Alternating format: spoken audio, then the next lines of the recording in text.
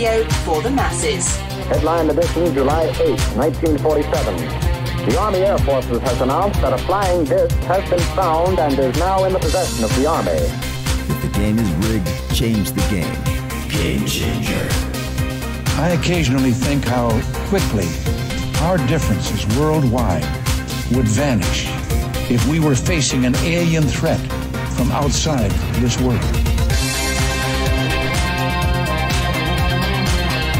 This is Fade to Black with your host, Jimmy Church, on the Game Changer Radio Network and KGRA, the Global Radio Alliance. I need your help to get to the year 1985. You are listening to Fade to Black with Jimmy Church on the Game Changer Network. Good evening. Fade to Black. Bespoke radio for the masses. How you doing? It's Thursday night. It is Fader Night. That's right.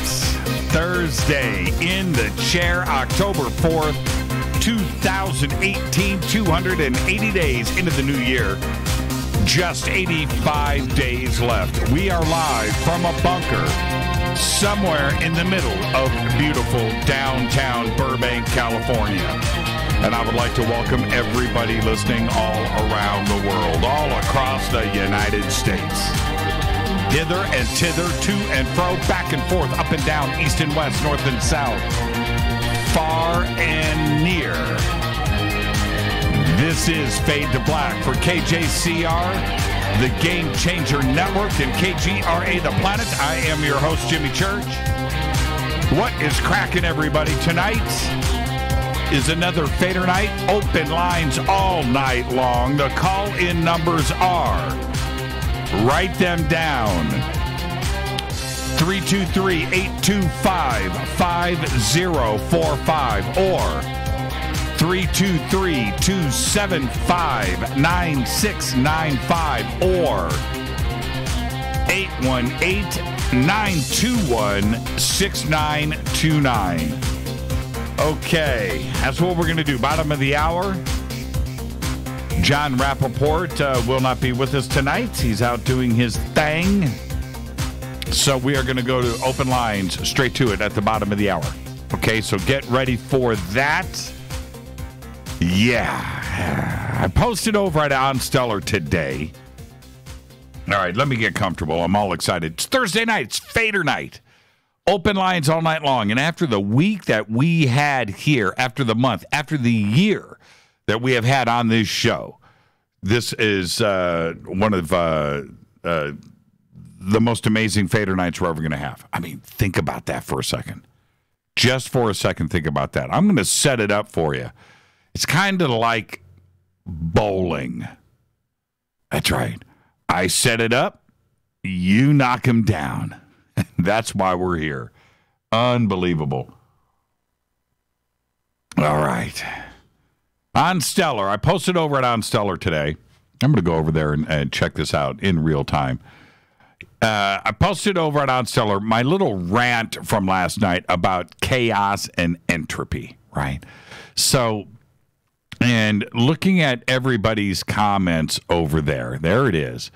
Our world of chaos and entropy.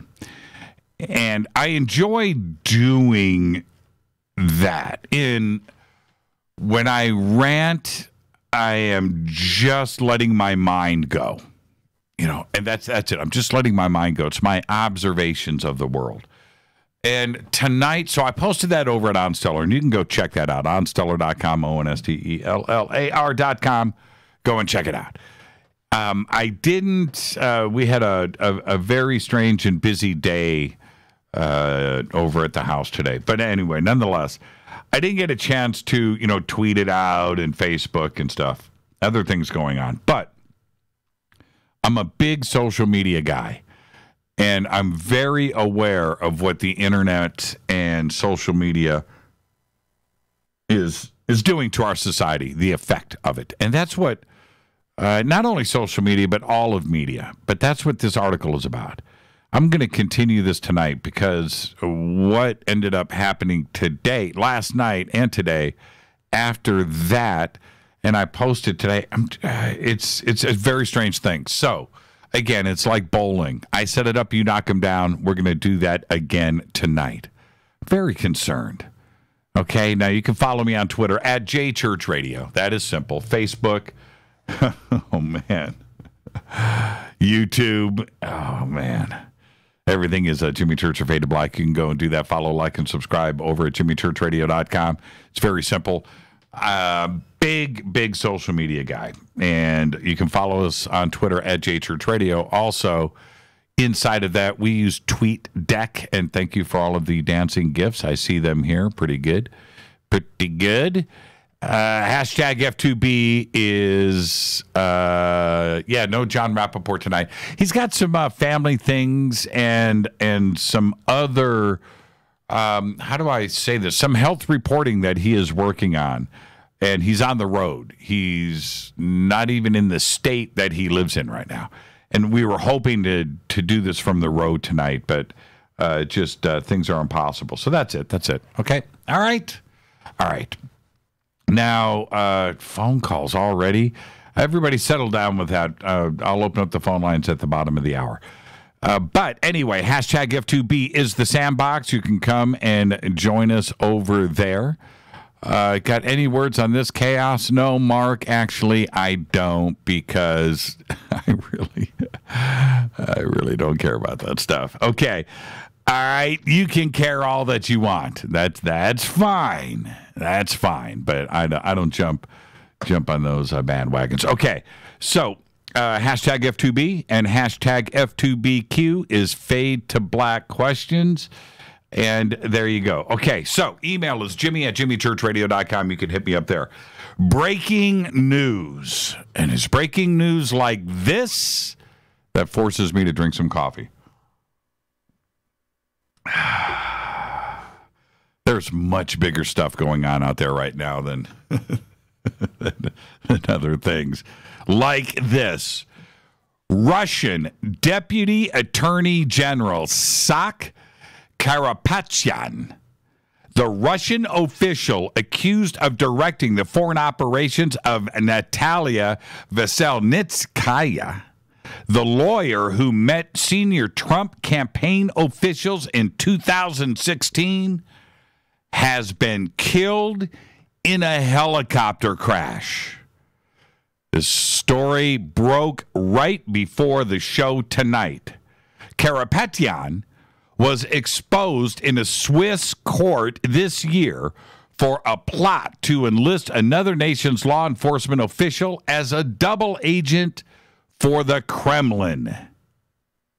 Media reports in Russia say now that he died last night when his helicopter crashed into a forest during an unauthorized flight in the Kostroma region northwest of Moscow. How do you like that? Just sit for a second and digest what I just said to you. Also, breaking today, former rap mogul Marion Suge Knight was sentenced today to 28 years in state prison, nearly 4 years after he killed businessman Terry Carter and injured another man outside of a Compton, California burger stand back in 2015 when they were filming Straight Outta Compton. The 53-year-old producer and Death Row Records co-founder struck a surprise plea deal with prosecutors about 14 days ago. Just a few days before his trial for murder and attempted murder was set to begin here in Los Angeles. Knight pleaded no contest to voluntary manslaughter and agreed to a prison sentence of 28 years. But this is the thing. Voluntary manslaughter is normally, it's 11 years, maybe even less than that. But now he hit the 3 strikes law as a felon. So that was that. And then there was added time. The time was doubled and so forth. And it came down to 28 years. With that, they dropped a couple of other charges in this plea deal. And that's it. 28 years in prison. He's 53 years old. It's a life sentence. There you go. That's what happens. 3 strikes law comes in. That's it. That is it when you are a felon. So let's do the math here. 28 and 53. That's 81. That's 80. He'll be 81 years old if he lives that long. Suge Knight. And I got to say, and especially back in the heyday of Death Row Records, the heyday. I'm trying to think of that studio that they used on Ventura Boulevard. Can-Am Studios. Can-Am. I could be wrong. I could have just gotten that completely wrong. But his assistants and his people and things, when I was over at Guitar Center, they would come over, driving Ferraris and these crazy cars. And I remember this one white Ferrari convertible with a black and white tiger skinned seats. I don't know if it was a real tiger or not, but I just remember the car. And I remember the power and the wealth. And it was it was Snoop Dogg and crazy money and fame, and everything was just going right. And Suge blew it. He blew it. And that's why I say former rap mogul. There was a time in LA, man, when that was it was it. It's all gone now. All gone. Why? You're filming a movie. This is the thing. You're filming a movie straight out of Compton. Everything is going right. And you run somebody down in a parking lot because you got some, and that's it. Now it's all over. There you go. Don't forget to subscribe to our podcast. It is just $2 per month. That's right. We have over 900 archive shows right there. Just $2 a month. Click on the podcast banner over at jimmychurchradio.com. Do both.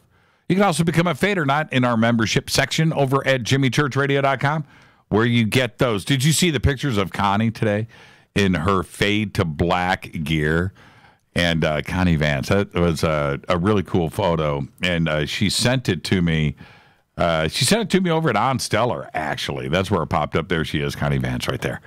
And you can get your gear, too. She got hers. Let's go to the membership area. That hat that she looks so great in wearing, that hat, that fade to black embroidered hat right there, you can only get from our membership section on the site. It is not for sale. We don't give them away. There is only one way for you to get it. That's right. Become a game changer, and you get the full setup. Okay, and you also get, with the game changer, you get a full year of downloads, commercial-free MP3s. You get the bunker cam. You get an email to me. You get all of that stuff. And you can do that over in our membership section on the site. And when you're there, jimmychurchradio.com, we're doing some massive upgrades to the site, too. We just wanted a fun place for all of you to hang out. And so when you're over there, visit all of our sponsors. Just click on their banners: River Moon Coffee, makers of the Fade to Black blend, of course, Ancient Life Oil, and Get the Tea, LifeChangeTea.com, Numana Food Storage. And, of course, everybody knows I've lost all of this weight, and I have, and I feel great. And that's because of the Fast Start Diet. Fast Start Diet, 3 days. It's a 3-day diet. Yeah, you're fasting, but you get the food. You get day number 1, day number 2, day number 3, and you get all kinds of little bonus free gifts and all that stuff. But it's a 3-day diet, and look, you're going to look at that. Unreal, huh? Yeah. Fast Start Diet. Go and click on their banners right there at jimmychurchradio.com. Let's get this show cracking. It's Thursday night. It's Fader night. It's open lines all night long. I am so happy to be here to hang out with all of you. So let's get the show cracking. Happy birthday to today, Alicia Silverstone. Today is 42 years old. One of the funniest movies ever made in the history of Hollywood, Clueless. She will always... Look, go do yourself a favor. Go and look at the cast of Clueless. That is a cast. That movie is just great right there. And it made Circus Liquors pretty famous right there on, what is that? Is that Van Owen and I guess that would be like Cahuenga?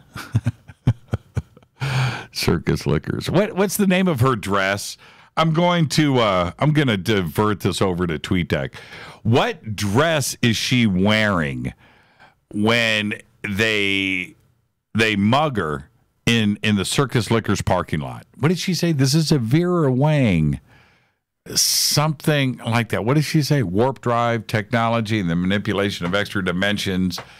That is an old document. I've had that. Walter, thank you for posting that. I've had that on my hard drive for almost 2 years, just to let you know. That was sent to me. Not 2 years, but it was definitely sent to me a year ago at least. There you go, before it made it out there on the web. But yeah, it's a cool document. It's a fun document. It is, I would say, great science fiction. That's what that is. That's what that document is. Alicia Silverstone today is 42. Russell Simmons today is 61. Susan Sarandon today is 72, who was amazing last season in Ray Donovan. But also today is Liev Schreiber. Today he is 51, and last season he was also pretty good in Ray Donovan. Christoph Waltz today is 62. One of my favorite actors, and of course he played Colonel Hans Landa in Inglourious Bastards. He was also pretty good, played the doctor in Django Unchained. Today Christoph is 62. I do believe, and if you go and look at Christoph's IMDb page, pretty much he did all foreign language stuff leading up to Inglourious Bastards. And there is an urban legend floating around here in Hollywood that Christoph spoke his lines phonetically. He didn't understand. He didn't know what he was saying. He just did the lines. I don't know how true that is, but it's a great story, and you know what? I'm sticking to it. What was the name of her dress? What does she say? Alicia Silverstone. When they throw her on the ground, what was the line? You can't do that. This is a Vera Wang. I always want to say Vera Wang. I know it's not a Vera Wang. Maybe it is. I don't know. Somebody help me out. That. Yes, Walter, we know about the document, brother. That has been out. Walter just found a new document. He's all excited. It's been out for a year. But Walter, spend some time tonight reading it. It's pretty good. Okay. Walter found the Warp Drive document on Corey's website. Okay. Where am I at? On this day in history. Can you tell I'm in a good mood? I'm in a good mood. On this day in history, 1957, the Soviet Union kicks off the space age with the launch of Sputnik. The world's first artificial satellite happened on this day in 1957. Fader fact. Okay, here you go. Are you ready? I know, Walter, I'm giving you a hard time, man, but enjoy it. Okay, I haven't seen you in a while.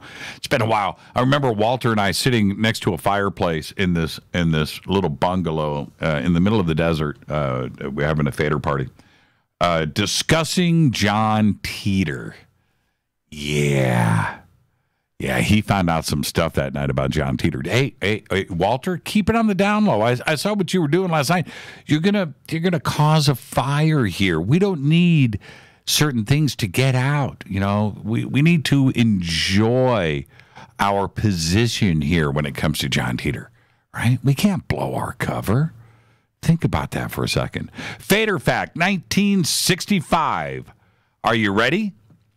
A U.S. Senate subcommittee predicted that by the year 2000, Americans would be working only 20 hours per week with 7 weeks of paid vacation per year. That's right. That was the prediction in 1965. Well, I guess we're working 60 hours a week. We have no paid vacation, and we have nothing else. So there you go. It just goes to show you how smart our U.S. Senate is. Tonight is Thursday. It is another Fader night. Open lines all night long. I'm going to bust them open in about 10 short minutes. So get ready for that. The call-in numbers are 323-825-5045 or 323-275-9695. Sure thing, Boris Church. That's funny. Boris and Natasha. Okay, what are their last names? What is Boris's last name? Don't Google it. Because if you Google it, then you're going to get it right, and I'm going to know it. So just take some guesses. What's Natasha's last name? Yeah, I want to see it rapid fire. Don't Google it. Just show me how smart you are. Okay? All right. Boris and Natasha, what are their last names? And 818-921-6929. Last night, I talked about entropy and chaos. How every segment of society has come completely unhinged. And I had mentioned that every single form of media has joined in. Every city, every country on this planet. You want proof? Okay, I've got it for you. Are you ready? Last night. Seriously, here you go. Last night on Tucker Carlson Tonight, Tucker and conservative commentator and author Ann Coulter ended up slamming The View, you know, that talk show during the day, saying that the daytime talk show has turned into a far-left anti-Trump propaganda show. Now, Tucker comes back with and added that what used to be a breezy and light daytime talk show has become deranged propaganda from the left. Right. Now, the two, right, Carlson and Coulter, couldn't have been more correct. Absolutely 100% spot on. That's right.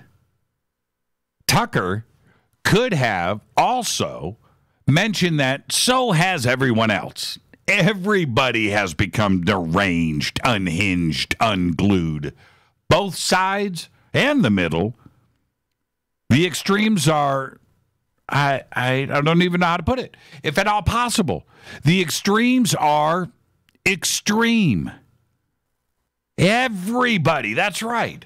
And it's just not the news and its programming. It's all of it.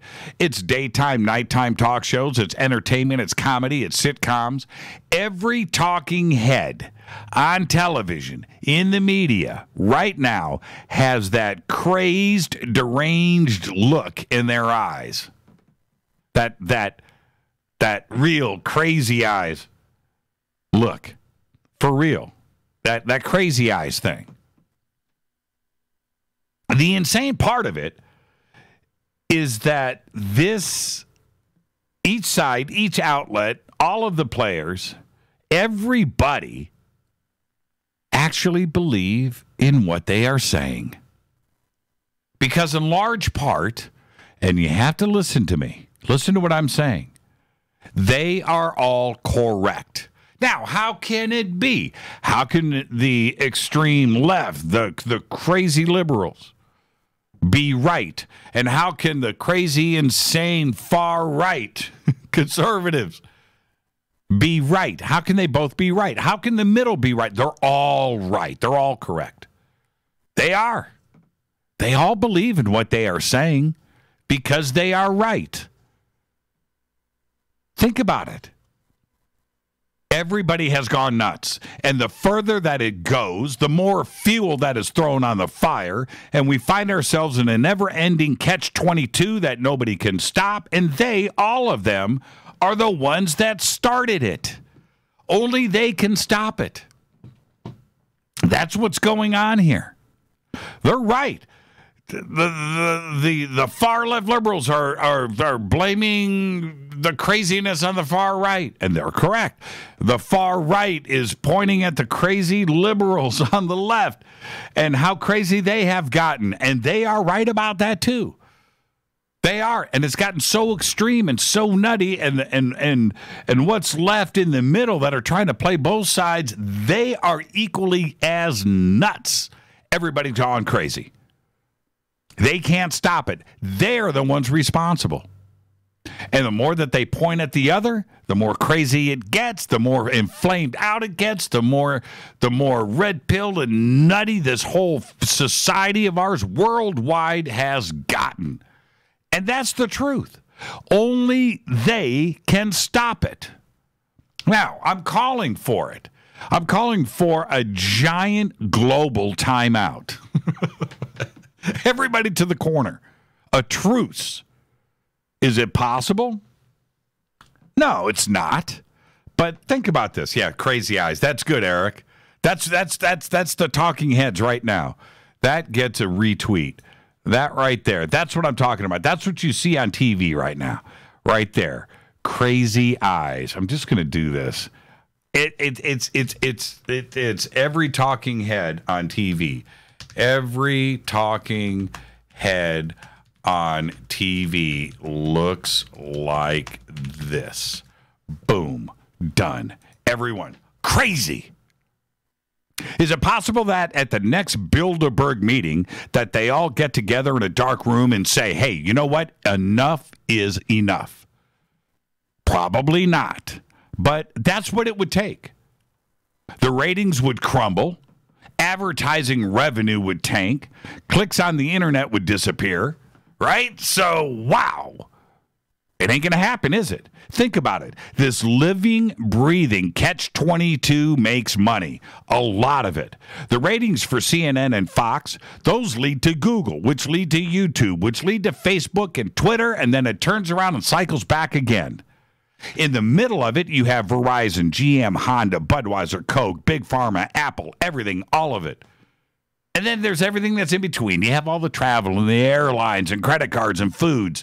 It's a vicious, gnarly Catch-22 circle, dude. That's right. So what would it take to put a stop to the madness, the chaos? Let's work backwards. It would have to be something bigger than them. It would have to be a situation that would stop the money. It would have to stop the internet.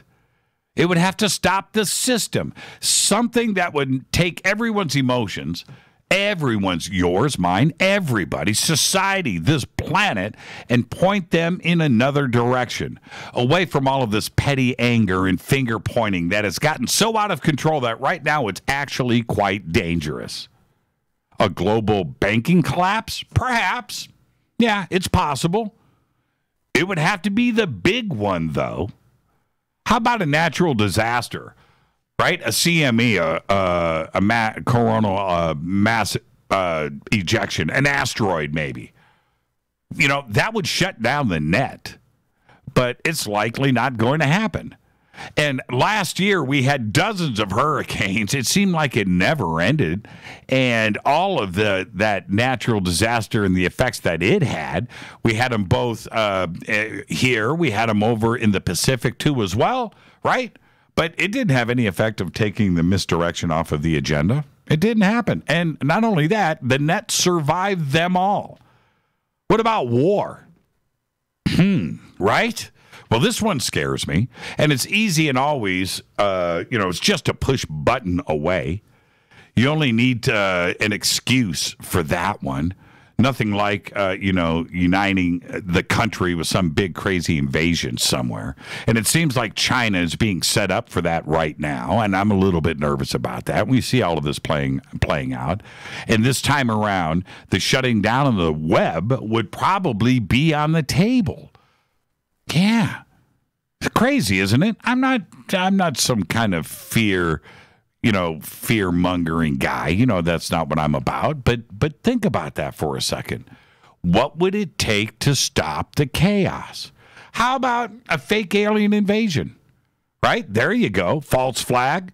This is the plan that would not only work, but it would Everyone would get behind it instantly. You wouldn't have to shut down the net. In fact, everyone would love their brothers and sisters once again, and the ratings would be huge. You would do that during sweeps week. You know what? Everybody would love it. That's right.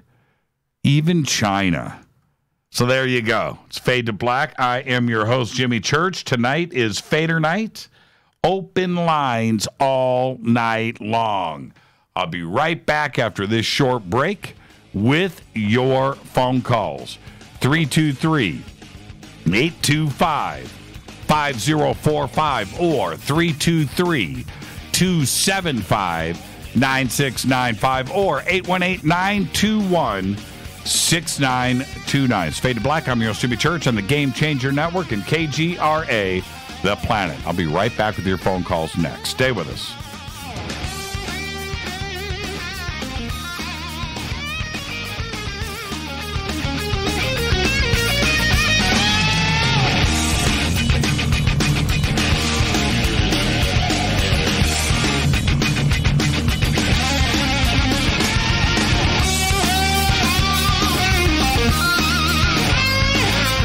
This is Nicole Church, daughter of you-know-who, and you're listening to Fade to Black on JimmyChurchRadio.com and the Game Changer Network. You're listening to Jimmy Church, Fade to Black. Fade to Black will now pause for alien identification. The station that talks the net. KGRA Radio. When you take the beans from Central America with dashes of Indonesian and African mixed in and then roast it to the dark side of Fade to Black, you create the ultimate brew of fringe. Introducing the Fade to Black blend from Rivermoon Coffee. Yes, Rivermoon's darkest customized roast was created for the love of Fade to Black. The alchemy of masterful roasting and smoking the beans is in every sip of this full-bodied, dark Java. I need my coffee dark, deep, with distinct bittersweet chocolate highlights, just like the bunker. Leaning further into the darkness of the roast is Fade to Black blend from Rivermoon Coffee. Just click on the banner at JimmyChurchRadio.com and use the promo code F2BBLEND for 15% off of your order today. Go Beckley Teppy. This is Jimmy Church of Fade to Black, and you can get our podcast for just $2 per month. All you have to do is click on the podcast banner over at JimmyChurchRadio.com. Times are changing. The circus of politics, healthcare's low standards and high prices. And let's not forget food quality. What to do? Arm yourself with Life Change Tea at GetTheTea.com. In a world of chemical imbalance and poor air and water quality, it's time you make a move.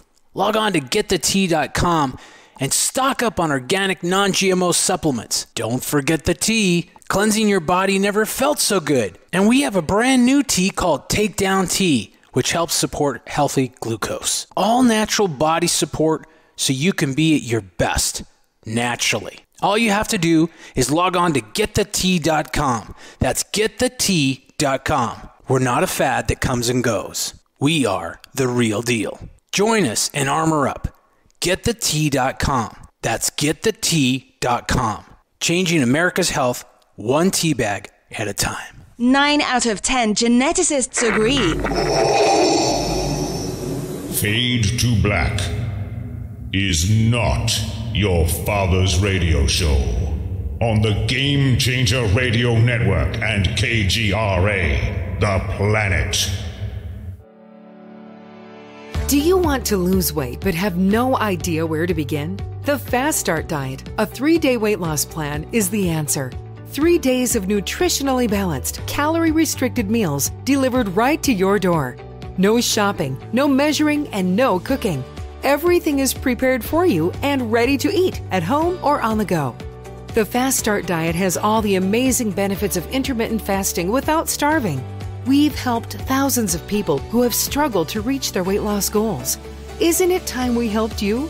With the Fast Start Diet, you'll lose weight and feel great. Find Fast Start Diet on Amazon or go to faststartdiet.com and use promo code TALK to get 10% off your first box. And as a special bonus, Fast Start will include their #1 rated Lipo3 appetite suppressant spray free with your order. This is Jimmy Church. And whatever your diet plans are, do what I did. Go to faststartdiet.com. Hi, this is Rob Reiner from Anvil, and you're listening to JimmyChurchRadio.com. What's up? I'm Chris. What up? This is Kyle Massey, and you're listening to Jimmy Church Radio.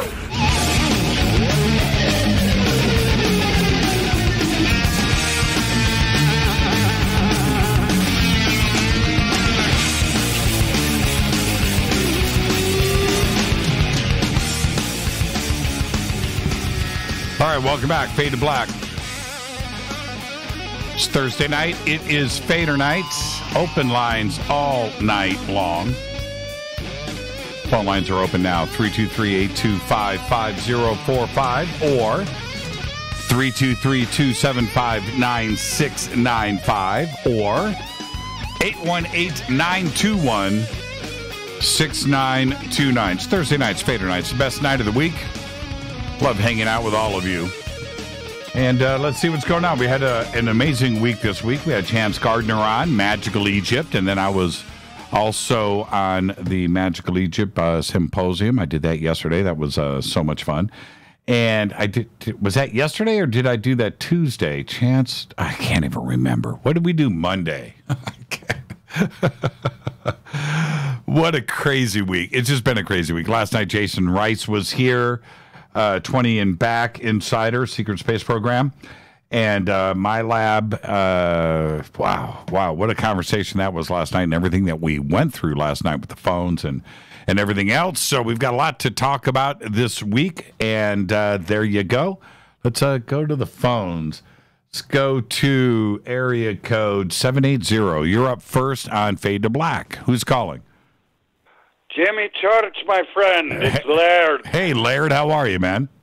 Well, I can't complain. I'm happy I got a hold of you because your time's coming up here quick. You're turning double nickels this month, aren't you? Yes, I am. Double nickel. Yep. 55. Yeah. Me too.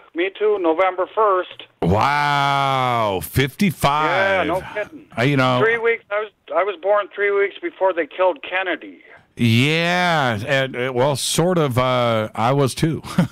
I guess. There you go. Yeah. Product of 63. Yeah, that's right.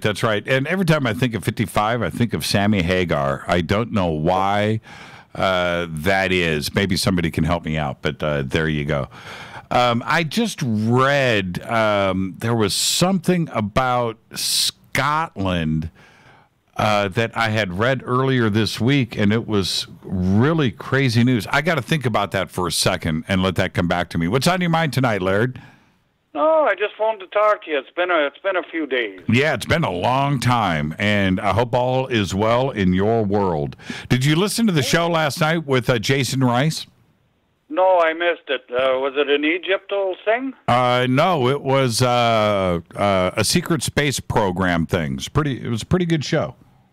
Yeah, no doubt. I'll catch up on it. Yeah, you need to. We had a lot of funky things that were going on, Laird. We had just weird. I don't want to damage you. Just go and listen to it and get back to me. It was pretty interesting. It was a pretty interesting show. I appreciate that, even though I am damaged. I could use a little more. Laird, let me say this now as we depart. Happy birthday. And same to you, my brother, and many more. Thank you so much, Laird. One of the original Fadernauts right there. Thank you, Laird. Okay, good night, Jimmy. Yeah, behave and be well. Laird, when I say one of the original Fadernauts, I am not kidding. Laird has been with us since the very beginning of the show. Let's go to area code 408. You're up next on Fade to Black. Who's calling? Hi, Jimmy. It's Deb from Sacramento. How are you? I'm doing good, Deb. How are you? Happy Fader night to you. What's on your mind? Thank you, and happy birthday in advance. You know, you've got to stop telling people your age because you do not even look like you're in your 50s. So keep a lid on it. Yeah, Seriously. Yeah, there you go. Well, I mean, if I told everybody I was 45, then they're going to go, nah, dude, you look more like you're 50. So, I'd rather say I'm 55 and have somebody go, you look like you're about 45. Well, and then, okay, all right. There you go. That's how my brain works. So, what's on your mind? Well, what's on your mind? I have a couple answers. The Alicia Silverstone dress, I hung up and called in, so I don't know if someone tweeted or emailed, but it was an Alaya, I think. Oh, Alaya. Okay, there you go. That makes sense. And then I'm going to take a guess at the Boris and Natasha because they're Russian. I'm going to say Romanov. I believe. Okay, this is my mind. I could be wrong. I believe it's Boris Badenov and Natasha even worse. That's probably right. I think Badenov. That's why I was thinking Romanov because it kind of sounds like it. The Romanovs are, a typical Russian name, and the cartoon was pretty stereotypical. Popeye the Sailor. I don't know. It was just a wild guess. You get the joke, right? Get it? Boris Badenov and Natasha even worse. Get it? Bad enough and even worse. Right. Yes. I think that's what it is. That's that goes back to my childhood. That's what I remember. Me too. So I'm saying the last names. So I could have it wrong. Yeah. It could be Mandela effect. I don't know. But I believe it's Boris Badenov and Natasha even worse. And again, I could be wrong. You're probably right. Somebody's going to right. You have a good memory. Somebody's going to correct me, so it doesn't really matter. We'll see. Hey, I figured out what went on with your phones. Two options. It's either the CIA, because his last thing he said before he got cut off was, and I quote, he said, "The cabal has a pretty tight grip on every country that has a national banking system." And just as he said that, boom, he was gone. You lost him. Yeah, it was so pretty strange. He was trying to make a point about the cabal, and then boom, you lost him. Yeah, I didn't get a chance today. I was very busy. I didn't get a chance to go back and listen to the show. I did get a ton of email and comments and stuff about it, but there was that, but it was the way that the phone system here started going haywire, and I'm going to guess and say that at one point I had 5 phone calls from him coming in at the same time that were all voicemails. And I know, I've heard them. It was crazy. It was backwards, and I can't explain that. And then I had a bunch of him calling in directly, and I turned them all off. Right, I disconnected every single phone line, but the audio was still there and still playing multiple times, overlapping each other. And I was just watching the screen go. That's it. I don't know. It was just funny. It was really fun watching you on the bunker cam, especially when the whistling started and you mouthed, "What the bleep?" Yeah, well, and see, I'm so acclimated to it now, Deb. I just whatever. It was fun. It was cool. It was like radio gold. You just kind of just let it all happen. So there you go. Well, the other option that I came up with is, how they always say that November is the month of the year where the veil is the thinnest between the spiritual realm and our realm. So I'm going to say you had a little bit of haunted ghost lines there. Who knows? Yeah, it was fun. That's all I can say.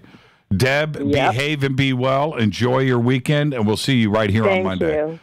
Thank you. Take care, dear. Thank you. Bye-bye. And on Monday, I had said earlier, if if there is noise in this line here, I can see it coming in. Yeah, you got to turn me off in the background. Turn me off.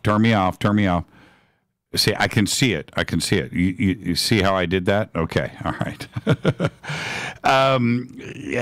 The paper that I had brought up, and I think I mentioned it on the Magical Egypt symposium, and I brought it up, I think, on Monday or Tuesday. That author is going to be on with us on Monday. So get ready for that. Let's go to area code. Is that 214? Is that 214? You're up next. Hey, Jimmy, it's Jake from Dallas, first-time caller. Hey, Jake from Dallas, first-time caller. How are you? I'm doing fantastic, man. I missed the intro to your show, so I apologize if you guys already covered it, but this is worth talking about. What's that? In the last couple hours, there has been some really exciting Q posts. I don't know if you're aware of them. Have you seen them? Mm-mm. What got posted? So, his first post was pretty simple, pretty enticing. He just asked, "Anon's ready?" Then 30 seconds later, he says, "Memes ready?" And then about a minute after that, he says, "Are you ready to see arrests? Are you ready to see pain? Are you ready to be a part of history?" How about that? And, well, now, and? Well, that was the end of the post there. I just wanted to have a shout out to David Wilcock. I hope he's listening. If he is, David, please call in. I want to hear your take on all this. Yeah, well, see, my take on all of that, and anybody listening to me right now, we have been hearing about, not only from David, but all over the place, about sealed indictments and 85 million people are about to be arrested, and this is all going down, and here we go. Well, okay. I'm holding my breath. That's all. It just has to happen. All right, let me ask you this, Jake. Are you tired about it? Do you actually think something is going on? Do you believe that there are 185 million sealed indictments? Do you think that half of the United States is about to get arrested? Do you really? Yeah. My patience is definitely wearing thin. Right. To be honest with you. And I know that at last count there was 55,000 sealed indictments. Right. And I've been tracking that. And I've been following it since November when Q first came on the scene. Right.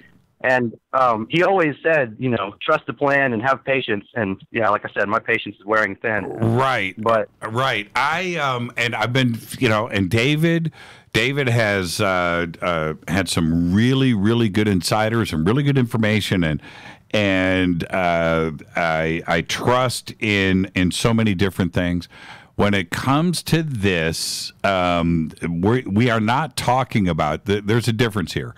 We are not talking about Nibiru entering the solar system. We're not talking about the possibility of that. That's not what we're talking about here. We're not talking about prophecy. We're not talking about a Nostradamus end of times. That's not what we're talking about. We're talking about the court system, the legal system, sealed indictments, and that now we're talking about very, very, very specific real world scenarios.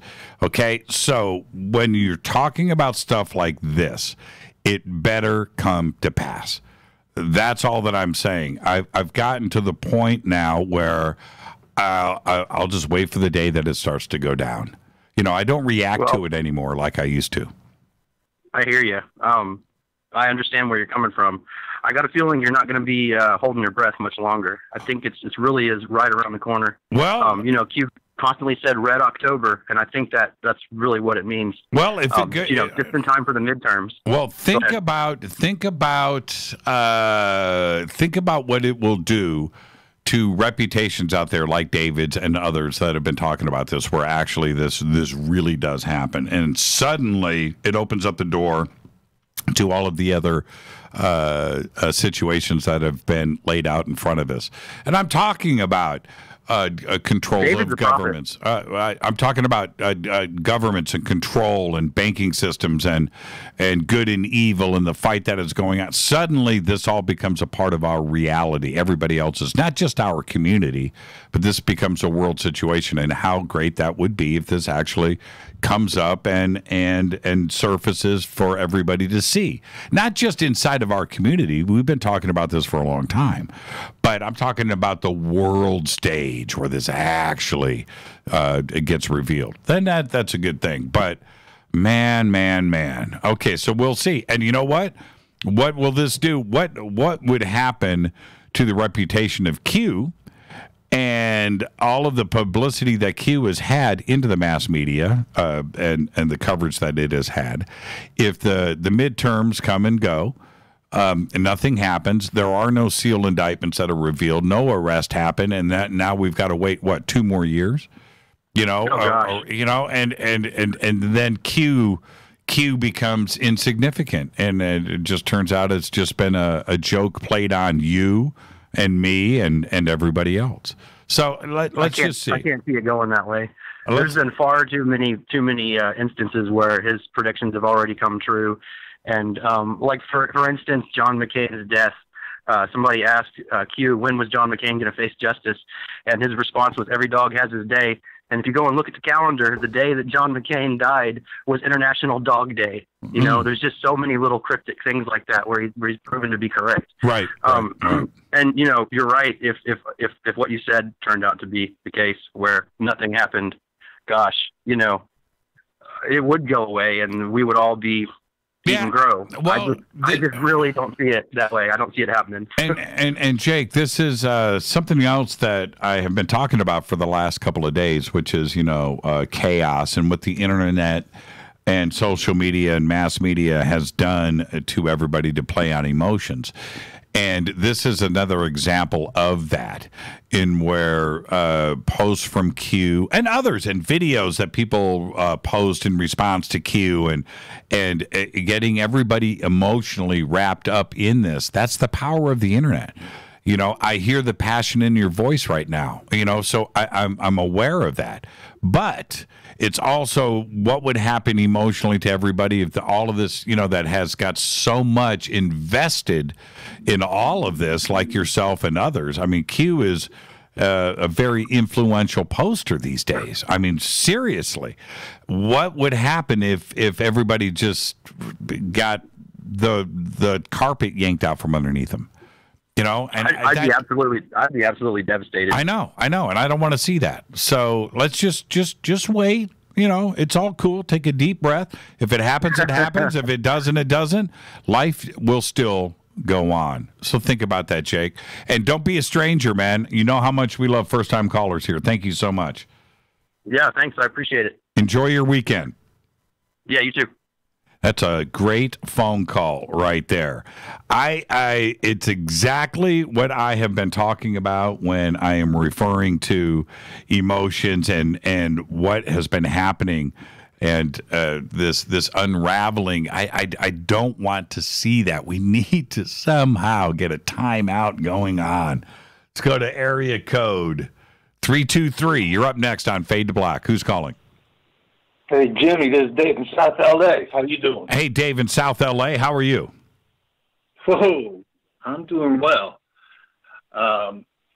First off, I wanted to answer the question on Boris and Natasha. I think it's up there in the sandbox, but if listeners aren't in the sandbox, it's Boris Badenov with the V and Natasha Fatal.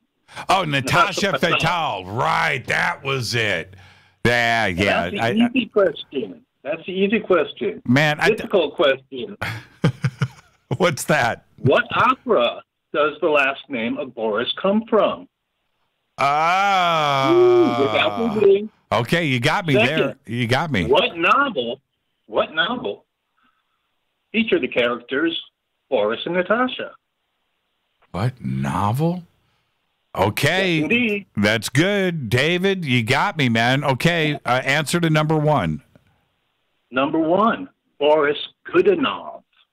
Is that right? Good to bad, you get bad enough. Or bad enough. Okay. Second, Boris and Natasha were characters from War and Peace. Is that right? You can verify it. Rita just posted that I'm a downer. Yeah, we still love you, but she's funny. What do you think about these Q posts? What do you think is actually going on there? I don't follow Q. I don't hold my breath. Just not grabbing my attention right now. I with all these things that might be sound a little incredible, I've got a wait and see attitude. Don't hold my breath, and until something is really, really, really there, I'm not going to spend my time on it. Okay, yeah, you know what? That's a good way to go. That's a good way to go. Is if you go that road, Dave, you won't be wrong. You won't be bummed out, and you know what I mean. That's the right. Yeah. That's the right way to go. That's That's the best advice. I listened to the guest yesterday, and same thing, but. I heard him out and listened to everything he said, and it's like, okay, time will tell. Yeah, time will tell. I think that this community and has the right way of handling Mr. Rice, which is the same way that they dealt with Corey, the same way that they dealt with Emery, which is we will give everybody the opportunity. That's it, and we'll see. We'll make up our own minds, but we'll give it time. And, I think the jury is still out, and it has to be that way, which is cool. If you go back and you listen to Corey's first show here on Fade to Black, or Corey's first show on Coast to Coast, or when Corey was at the Conscious Life Expo a couple of years ago, you remember his voice? He couldn't even talk, and but we just allowed time and the opportunity to speak and answer questions and move forward. And that's what you have to do with Jason. That was his first time doing radio last night. And he got through it. Somehow he did. It ain't easy, man.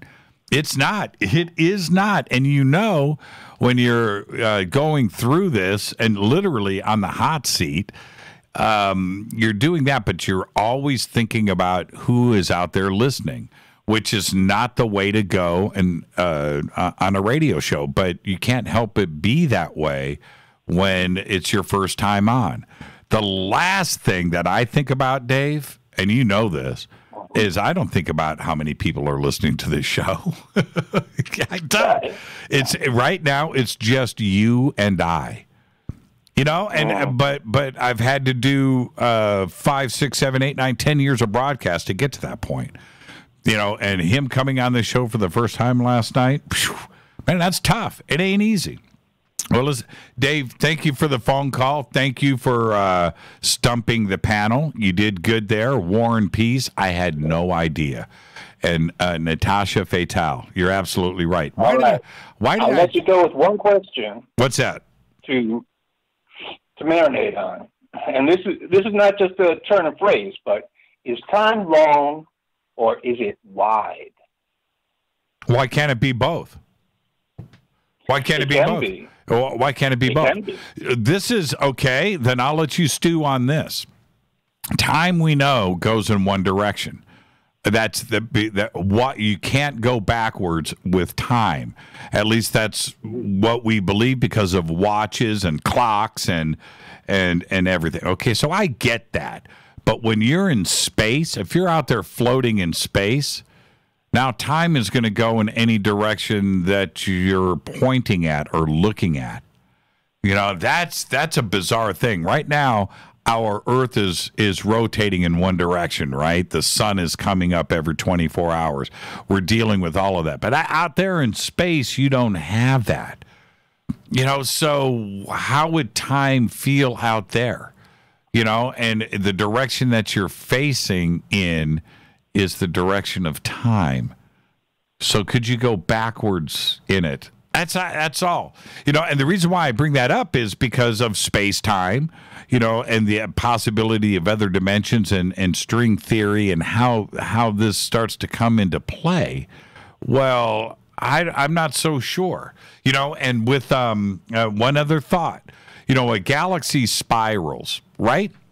Right? Yep. Right? Okay, so if it's spiraling, each ring of the spiral is older than the ring that's in front of it, closer to the center, right? Right? So what would happen if you jumped from one spiral to the other? If you went in or went out? What happens to time then?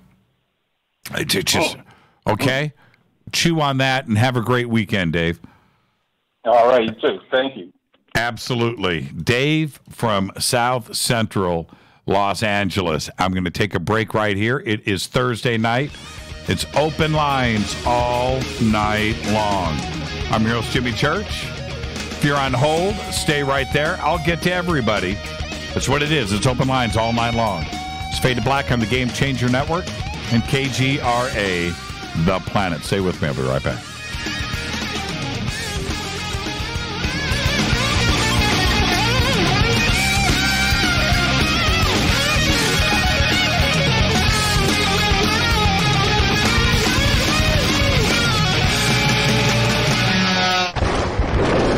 This is Fade to Black with Jimmy Church on the Game Changer Radio Network and KGRA, the Global Radio Alliance. This is KGRA Digital Broadcasting Station, Salt Lake City, Utah, Van Buren, Arkansas. Folks, this is very important information. What's to be said about CBD? AncientLifeOil.com. Our CBD is made from hemp and has 0.003 THC, which means this wonderful product won't get you high, no matter what amount you take. What does CBD do for the body? My hands are tied. But you can Google CBD benefits and be astounded. When you're finished reading, you'll want to log on to AncientLifeOil.com. That's AncientLifeOil.com and purchase. Life is good when you feel good. People are tired of pain. People are asking for non-GMO organic products to help them with you fill in the blank. Legal in 49 states, and again, our CBD is made from hemp. Ancient Life Oil is about helping people one by one by one. If you wonder how good the product is, the CEO takes it every day without miss. AncientLifeOil.com. That's AncientLifeOil.com. Have a great day. Hello, I'm Katie, and you're listening to my main man, Jimmy Church, on JimmyChurchRadio.com. Hi, this is Ray Hobbs here, repping the planet, and you're listening to my good friend, Jimmy Church, Fade to Black, on the Game Changer Network and the KGRA Digital Broadcast Station. This is Toby Kebbell. You're listening to JimmyChurchRadio.com. Don't hurt me, Jimmy. I'm only little. Hey, I'm Adrian Grenier. And this is Ari Gold. We're the Honey Brothers. Yes. We are of the Honey Brothers. Hey, I'm Adrian Grenier. And I'm Ari Gold. We're the Honey Brothers. And you're listening to Jimmy Church. The Revolution. Reclaim your active lifestyle with Angioprim. Angioprim is the original liquid oral chelation supplement. Chelation helps remove toxins, heavy metals, and cholesterol in your veins and arteries that can cause blockages. Scientific research proves the active ingredient in Angioprim has superior oral chelation action that helps promote cardiovascular health. Find out more. Go to angioprim.com. Talk to a trained consultant by calling Angioprim toll-free 877-882-7221.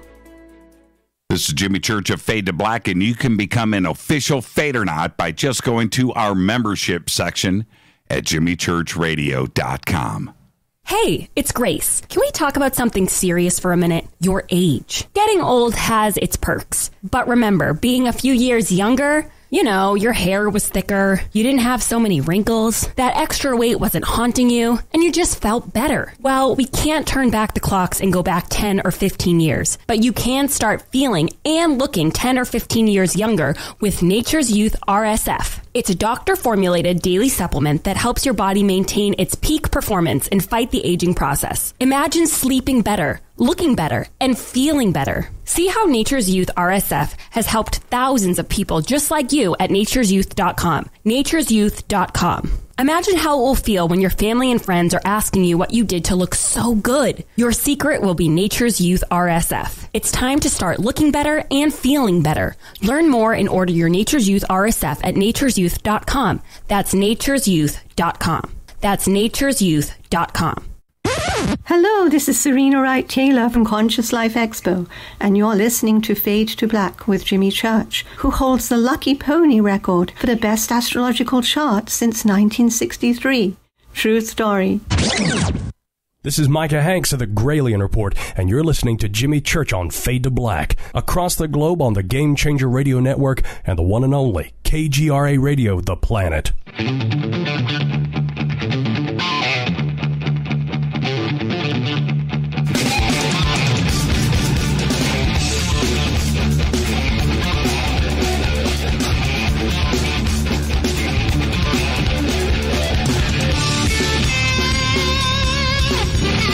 Welcome back, Fade to Black. It's Thursday night, Fader Night. Open lines all night long. 323-825-5045 or 323-275-9695 or 818-921-6929. Let's go to area code 915. You are up next on Fade to Black. Who's calling? Hey, Jimmy, this is Brad from Gulf Breeze. Brad from Gulf Breeze. How are you, man? Yes, sir. Any sightings? Any sightings? Gulf Breeze, man. Not this year, but I know what you're talking about. I'm always looking for them, especially USOs. Yeah, that's right, man. Gulf Breeze, man. That's where it went down there for a minute. For a minute. There's so many bases around here. We're just surrounded by so many different Navy bases and special ops, and I believe the stealth plane was brought out around this area, so you just never know what's going on around here. You don't. And the Gulf Breeze photographs that were all over the place in the mid '80s, I'll never forget, man. The color photograph. It's like, wow. But I think somebody got caught, but that's a whole nother story. Yeah, I believe in the attic too, if I remember correctly. Right. Yeah, it sold the house. Yeah, it sold the house, and like the new owners of the house or the realtor or whatever found the model in the attic. Right. It was just like, that was a bummer. It was bummed me out. So what's on your mind tonight? Well, first off, I want to say I'm an old-time Coastie insider, and I'm not tooting your horn, but you are definitely my favorite guest. I haven't heard you for a couple weeks, so looking forward to hearing you again on Coast. But I haven't listened to Fade to Black in a while. For actually about 2 years. I do remember the last time I do listen, you were in Roswell for the convention. And that was a while ago. Love your show. Yeah. Yeah, it was. I think it was at about the same time you saw the sighting at Joshua that mass Tree. sightings. Yeah. Yeah, Joshua Tree. Yes, sir. That's right. That's right. But I had a question for you. I was going through some of the old shows that you've done, and I ran through the show that you did with Mr. Andrew DeBaggio, I think his name is. Andrew Basiago? Basiago, yes, sir. And I just wanted to know what you thought about his very, very detailed stories and what he's come, the Pegasus Project. I've heard him a few times, and I can't wrap my head around it. I really want to believe him, and I always have an open mind, but I just wanted to get your 2 cents on it. Well, you thought. I've hung out with Andrew, okay, and I did a TV show with him a couple of years ago, and I've hung out with him, and I've been able to just sit and just talk privately. And what I get from him now, and this is the other thing, and if he's listening right now, we used to talk on the phone quite often. He would call and we talk, and of course he went through the campaign, the presidential campaign. That's right. He went through that, and so Andrew, just like anybody that comes forward with something like that, it's a pretty remarkable life that he has gone through, right? So we have to listen to it. And and I say the same thing just like I did with Jason Rice last night. We have to look at it like one of 3 ways. That's it. I can't, there is a possibility of a 4th, but there's 3 ways to look at it. Number 1, the events as described are real. Okay, that's number 1. Number 2, these are implanted memories.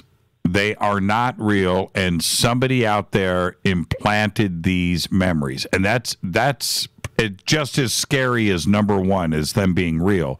If somebody is implanting these memories and you believe that they are real, that's criminal, right? So that's a bad situation. Number 3, the person is crazy, right? Schizophrenic, and everything is made up. And that is just as scary as number 2 or number 1, right? And for his details of the story, that would be crazy. Right. And then number 4, the person is lying, and they are doing it for financial gain, that it is all made up. That's it. Those are the 4 situations. Right. Okay. Go ahead. And when it comes to Andrew, he falls into one of those 4 categories. So does Corey Good. So does Jason Rice. and well, David hasn't claimed, to be a time traveler. No, that's true. That's true. And I love David. It's just some of the stuff that he said, like with like the not Atlantis, but the Antarctica stuff, and like Corey Good too. Like that stuff sounds amazing. I just want to see, hopefully, some of it come to the forefront. Right. And go ahead. Go ahead. No, I was going to say, as far as the fourth option goes, do you know if he has any books out? Because I know he didn't have any books out, so I was wondering how would he be making money off of it if he doesn't have any books published? That's right. But you have when I say make money, they want it. They're doing it for fame, or they've got their own reasons to go and do that. But that's it. That's what I'm saying. So number 4 is that it's all made up. It's just a big lie. It's a big hoax for whatever reason. But that's I think anybody would fall into those 4 categories that have a situation like this where they're bringing it forward. And I don't know, and that goes with abductions or going to Mars or Jupiter or ET contact or any of these situations where I'm interviewing somebody that has made contact, and they're we have to stop and think about what are the possibilities here. And they don't really overlap. They don't blend into each other. Each situation I think is a very unique thing. A, B, C, or D, 1, 2, 3, or 4. That's what we're dealing with, and we have to figure it out. I don't know. I really honestly don't know. I have sat with Andrew. I remember one time we were having lunch, and it was just the two of us. We were alone in this theater. What am I saying? Theater. It was like a soundstage. We were at a TV studio, right? And we were in this projection area. Anyway, so we're having lunch, and we had about an hour, and I sat and talked to him. We didn't talk about sports. We didn't talk about politics. We didn't talk about cars, clothes. He talked to me about time travel and his experiences. And I was like, awesome. I couldn't get him off of it. I was like, man. Yeah, okay, so you're stuck on it. I was like, man, those are nice shoes, Andrew. Yeah, and then, because when I jumped to Mars, I was wearing shoes like this. I'm like, dude, man, let it go for a second. Yeah. And I was just trying How about the Yankees? Yeah. And well, the Yankees in 32, when I time traveled, I'm like, dude, okay, all right. So he's in that zone, man. He's in that zone, and he's there. And what it is, I don't know. I don't know. I don't know if we'll ever know. But he's a really nice guy, man. He's a really nice guy. He's really cool, and there you go. I think he's honest. So. And for our community, the lights dimmed down. It's a great story to hear. So absolutely. Thank you so much, man. One last thing, man. Sure. One of the coolest things I ever heard about you was you living across the street from the studios, the coast studio. Yeah, it's an amazing story. I'm actually a aspiring broadcaster, so that always almost makes me kind of tear up to an extent, just to think how far your life has come from that moment. And last thing also is go Becky Teppy, man. That's what I'm talking about. What was your name again, Jake? Brad Jones. Oh, Brad. Thank you, Brad. Behave and be well, my friend. Yes, sir. Thank you. Thank you. You too, man. Great phone call right there. And, I used to live right across the street. The other day, it's really funny. The other day, when I was over at Coast, I had Jason Louv live in the studio. And Jason and I, when we left, we're out for, and he goes, man, so where'd you live? I go, dude, right there. He goes, wow. I said, right there, 3rd floor, right there. Yeah, it's a pretty trippy thing. All right, let's go to, let me look at the clock. Okay, area code 812. You're up next on Fade to Black. Who's calling? Yes, hi, how are you today? I'm doing good. What's your name? My name is Brad. I'm competent to handle my affairs and over the age of 21. Go ahead. It's your show. Excuse me? So I am actually a legal whistleblower. I am a world citizen.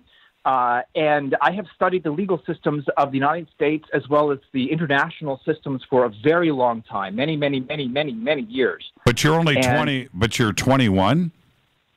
No. I'm over the age of 21. Actually, that's a special key phrase that attorneys use to identify themselves and be able to take control of their legal presence. The phrase, it's like literally legal magic that attorneys use amongst themselves. The keyword phrase is "I am competent to handle my affairs," and you also have to add "and over the age of 21." Because they use these legal presences as artificial straw men against us, and that's actually the key phrase for us to take control of that straw man. But why would I be trying to take control of you? Why would you have to say that? No.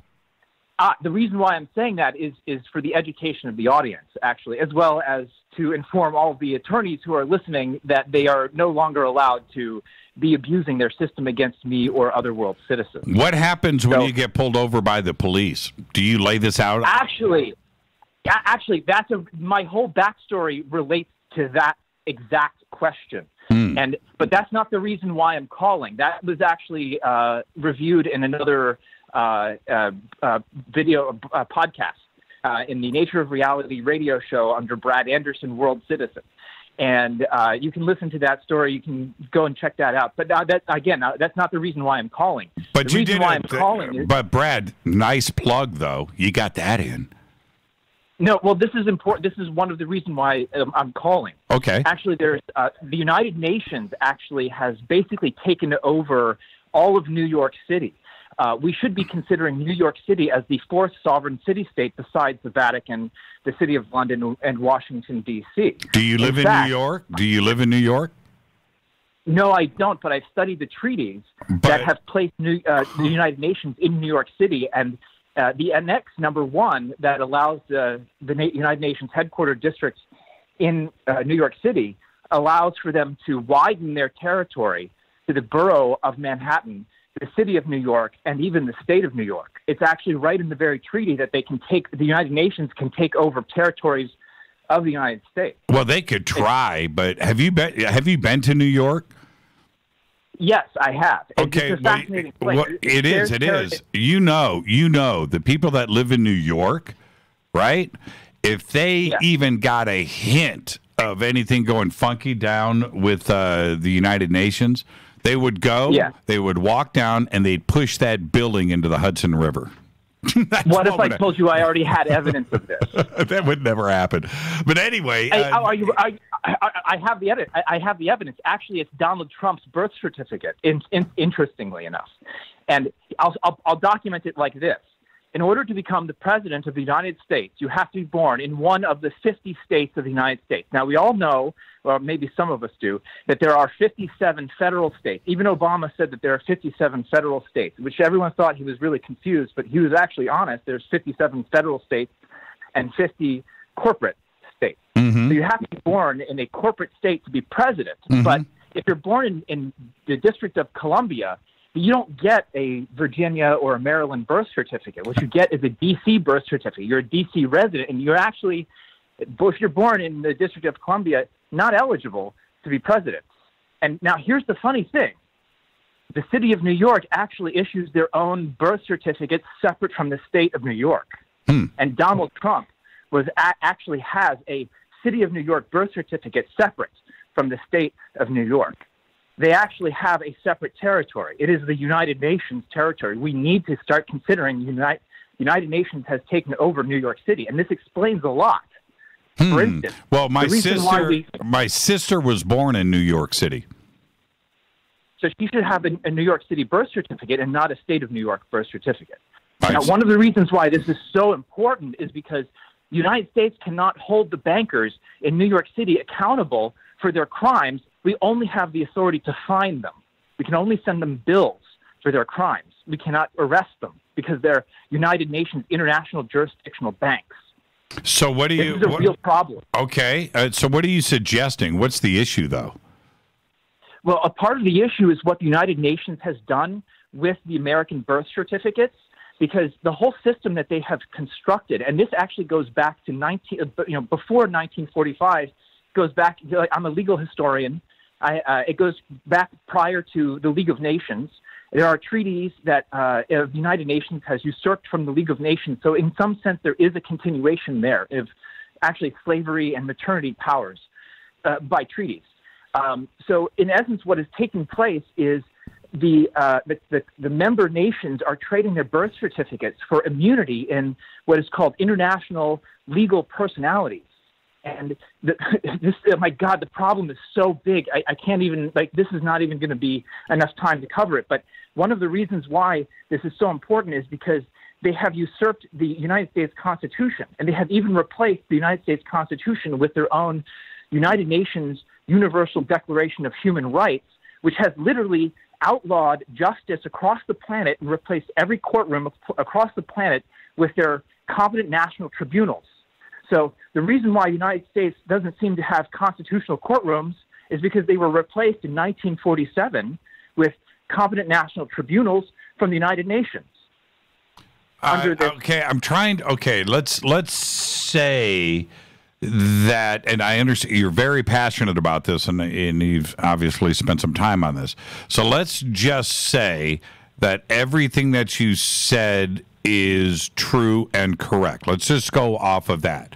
From Washington, D.C. to birth certificates to Tribunal International, birth certificates, New York City, United Nations, all of that.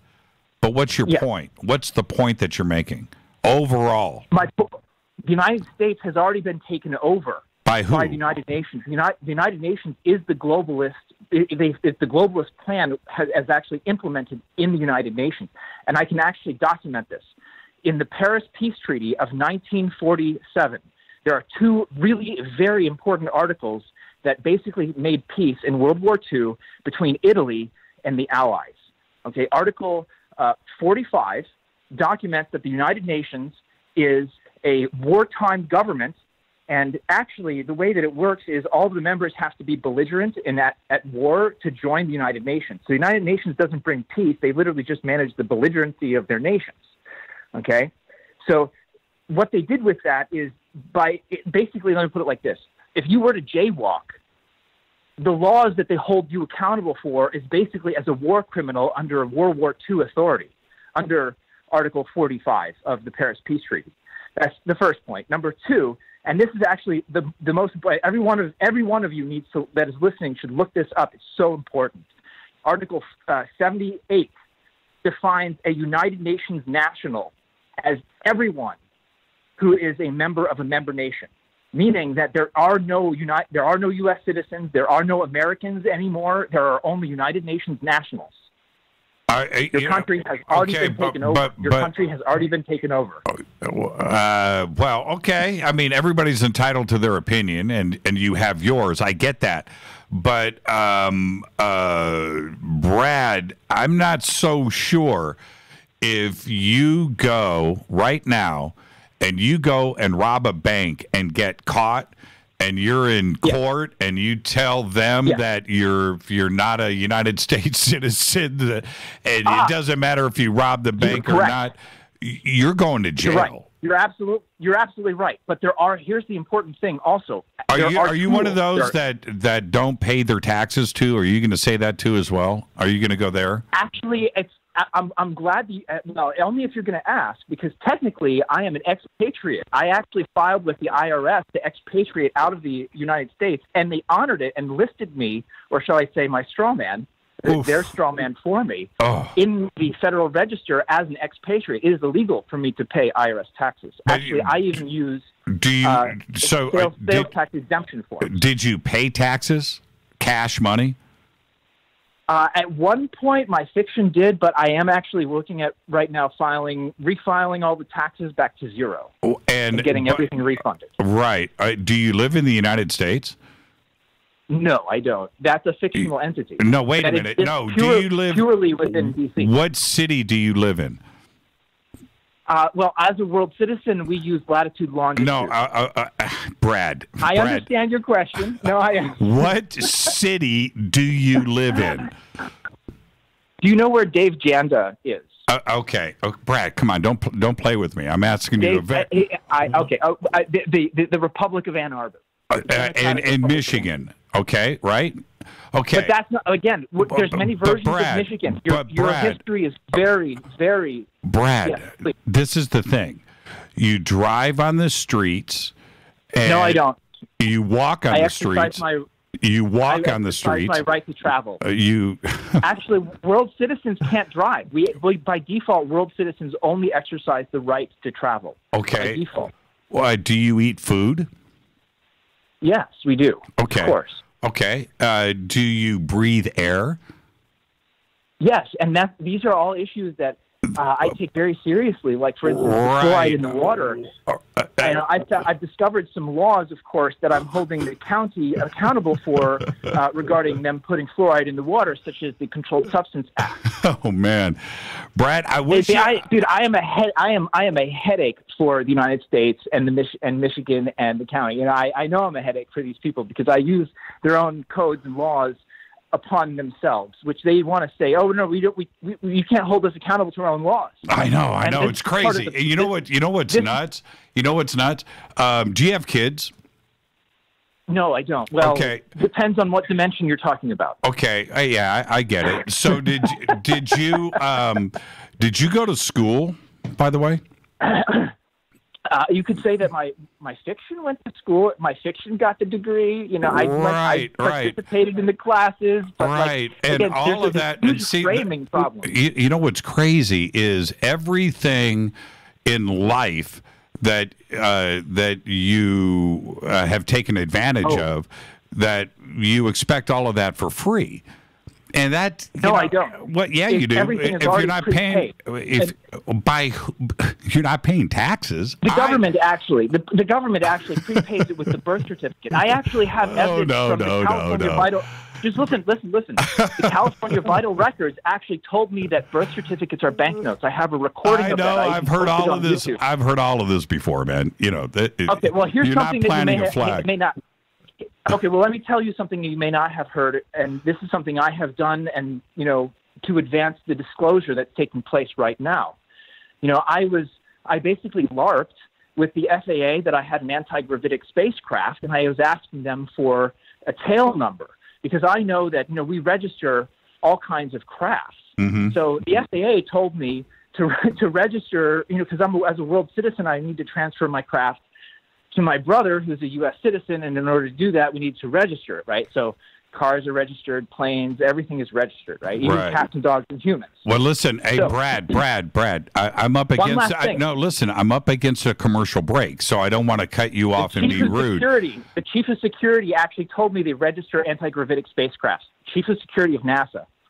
Oh, that's cool. But let me ask you this, and you can, and I'll give you 30 seconds to answer. Then I have to go to break. Okay. Do you actually believe everything that you just said? I know enough about legal history that I can qualitatively say that I believe it to 99.99999%. Six Sigma. Okay, there you go, and stay strong. Thank you. You too. Okay, Brad. And I got to take a break right here. This is Fade to Black. I'm your host, Jimmy Church. All of your phone calls are next. This is Fade to Black. You never know what's going to happen here, do you? I'll be right back.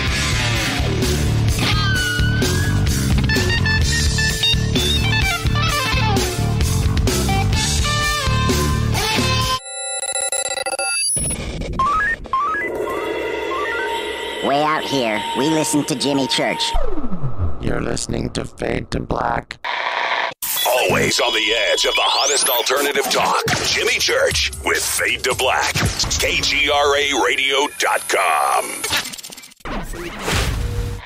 ¿Qué tal, mis amigos? Yo soy Mario Carson, el tiburón, y los invito para que escuchen a mi buen amigo Jimmy Church Radio. ¡Claro que sí!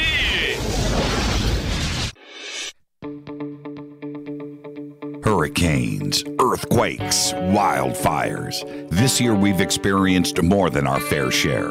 This is Jimmy Church of Fade to Black, and last month I decided to make sure my family does not have to worry about food should we get caught in a real emergency situation. Introducing Numana, a healthy, storable product that tastes so good that you'll want to eat it every day instead of just during those times of duress. All Numana products have a 25-year shelf life, are MSG and GMO free, no preservatives, and are made in America. With the Numana pack in your home, you'll be able to sleep at night knowing that you've protected your family. Not only have I tasted and tested, I own it. Now you can too. Just click on the Numana banner on jimmychurchradio.com and use the promo code Jimmy when you order. In addition to a discount, we'll send you an autographed Fade to Black t-shirt. Seriously, go Beckley Tappy. Do you want to be an official FADERNIGHT? Of course you do. This is Jimmy Church of Fade to Black. Just go to our membership section at jimmychurchradio.com. So, you love talk radio? Then you'll love TalkStreamLive.com. TalkStream Live is always on, 24/7 with the best streaming talk shows. Find your favorite talkers and discover some new ones. It's free, readily available online or on mobile with any smartphone or tablet. Finding your favorite talk shows all in one place has gotten a whole lot easier. Just go to TalkStreamLive.com. Be sure to download the free apps from Google Play or the iTunes App Store. You listen to us, and we listen to you. And so does the CIA. KGRARadio.com. If you have hard water, the lime scale not only leaves white spots, it clogs pipes and breaks down appliances, costing you hundreds of dollars in energy and wear. Eliminate lime scale and other water issues like brown staining and bad odors with HydroCare water products, available from Wave Home Solutions. Wave's affordable water systems don't use salts or chemicals. You'll love the way your water tastes, smells, and looks. Satisfaction guaranteed. For more information, go to bestwater123.com. That's bestwater123.com. Are you intrigued by Paranormal Talk Radio? You'll love the new Paranormal Radio app from TalkStream Live. You'll find a great selection of talk shows covering UFOs, ghosts, strange phenomena, and much more. Download the Paranormal Radio app now and start listening to the very best in paranormal talk entertainment, including the network you're listening to right now, the Paranormal Radio app, free in Google Play and the iOS App Store. You are listening to Fade to Black with Jimmy Church on the Game Changer Network. Oi, oi, I'm Reese Evans. You're listening to Jimmy Church. This is Revolution. The revolution will not be televised. The revolution is on radio. Ciao.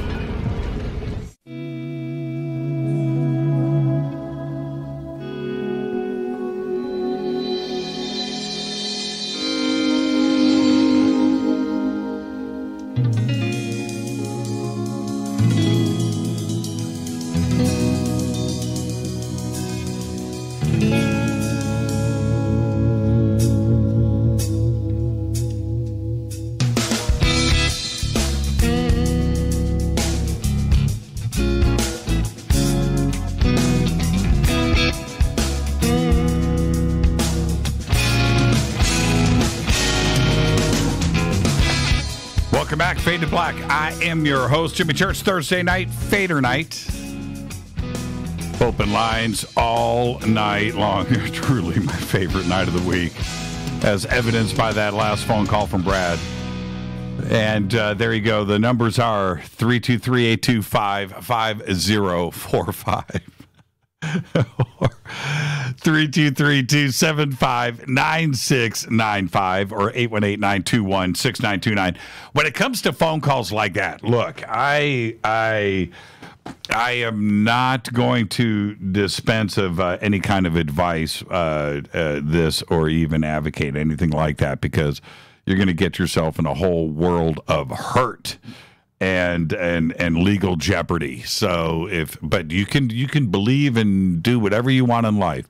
That's that. But I will say this, as a legal position on this show, I do not dispense of any type of advice like that. I don't advocate anything like that. When I hear straw man, sovereign, birth certificates, I just don't go there. Don't go there. Drop IRS on this show, and that's it, man. Just back up So you do your own thing, but I didn't advise anybody in any aspect of that. Let's go to area code 707. You're up next on Fade to Black. Who's calling? You're live. 3. Are you there? 3, 2. Are you there? 707. No, Jimmy. Jimmy. Yes. Jimmy. Yes. I'm sorry. I didn't hear you say 707. Yes, I did. Who's this? It's Janine in Humboldt. Hi, Janine. How are you? I am doing very well, thank you. I didn't hear you say the area code, and I just stuck something in my mouth, and so my sincere apologies. You got busted eating food while on hold. Yeah, I did. I'm busted. I'm guilty. Okay. What's on your mind tonight, Janine? Hey, Jimmy, I've been wanting to call and talk to you for a long time about this.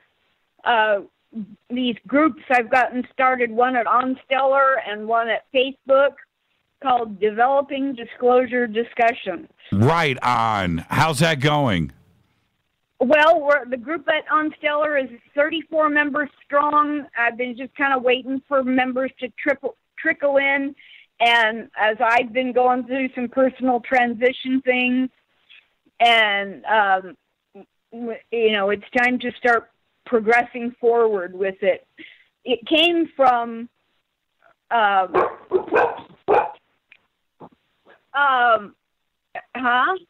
listening to you, Janine. Oh, okay. I just heard somebody else talking. Well, there's somebody else on hold. That's all. You probably heard some crosstalk. Oh, I see. Okay.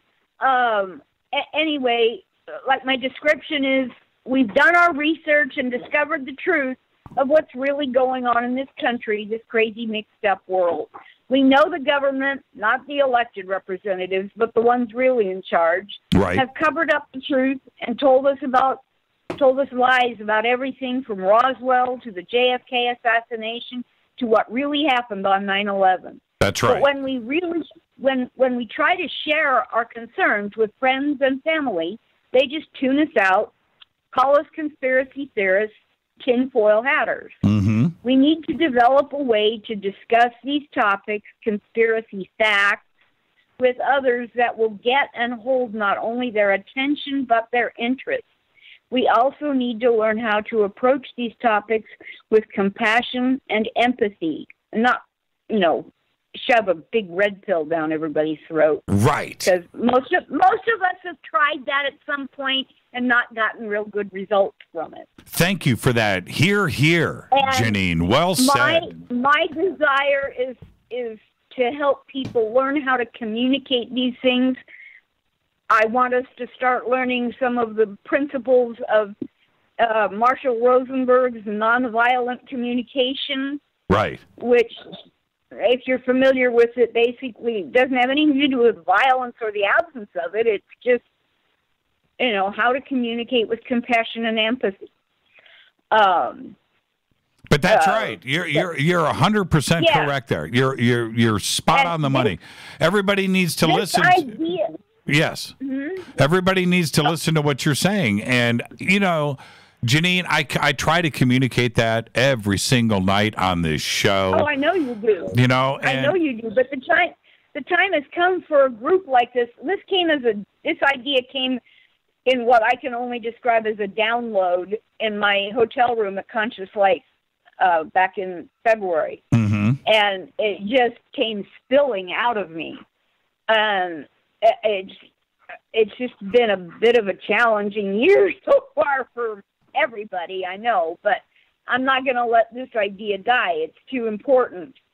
And it's starting actually as a local meetup group, using meetup.com. And what I'd like to do, my eventual goal, is to develop a connected nationwide or even global network of Triple D groups that are local groups, but we also work together to help to work with each other. That's right, Janine. And before I say goodnight and say thank you to you, what are the names of your two groups that you just started? What's the one on Facebook?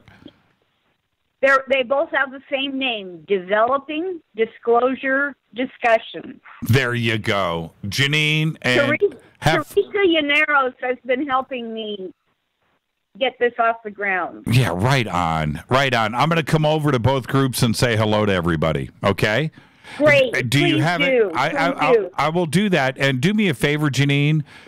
Get the links up in Twitter so I can retweet it for you. Will you do me that favor? Okay. Just how get do it I copy? Just put the names up there. Everybody will go and find it. Just put it up there so I can retweet it, okay?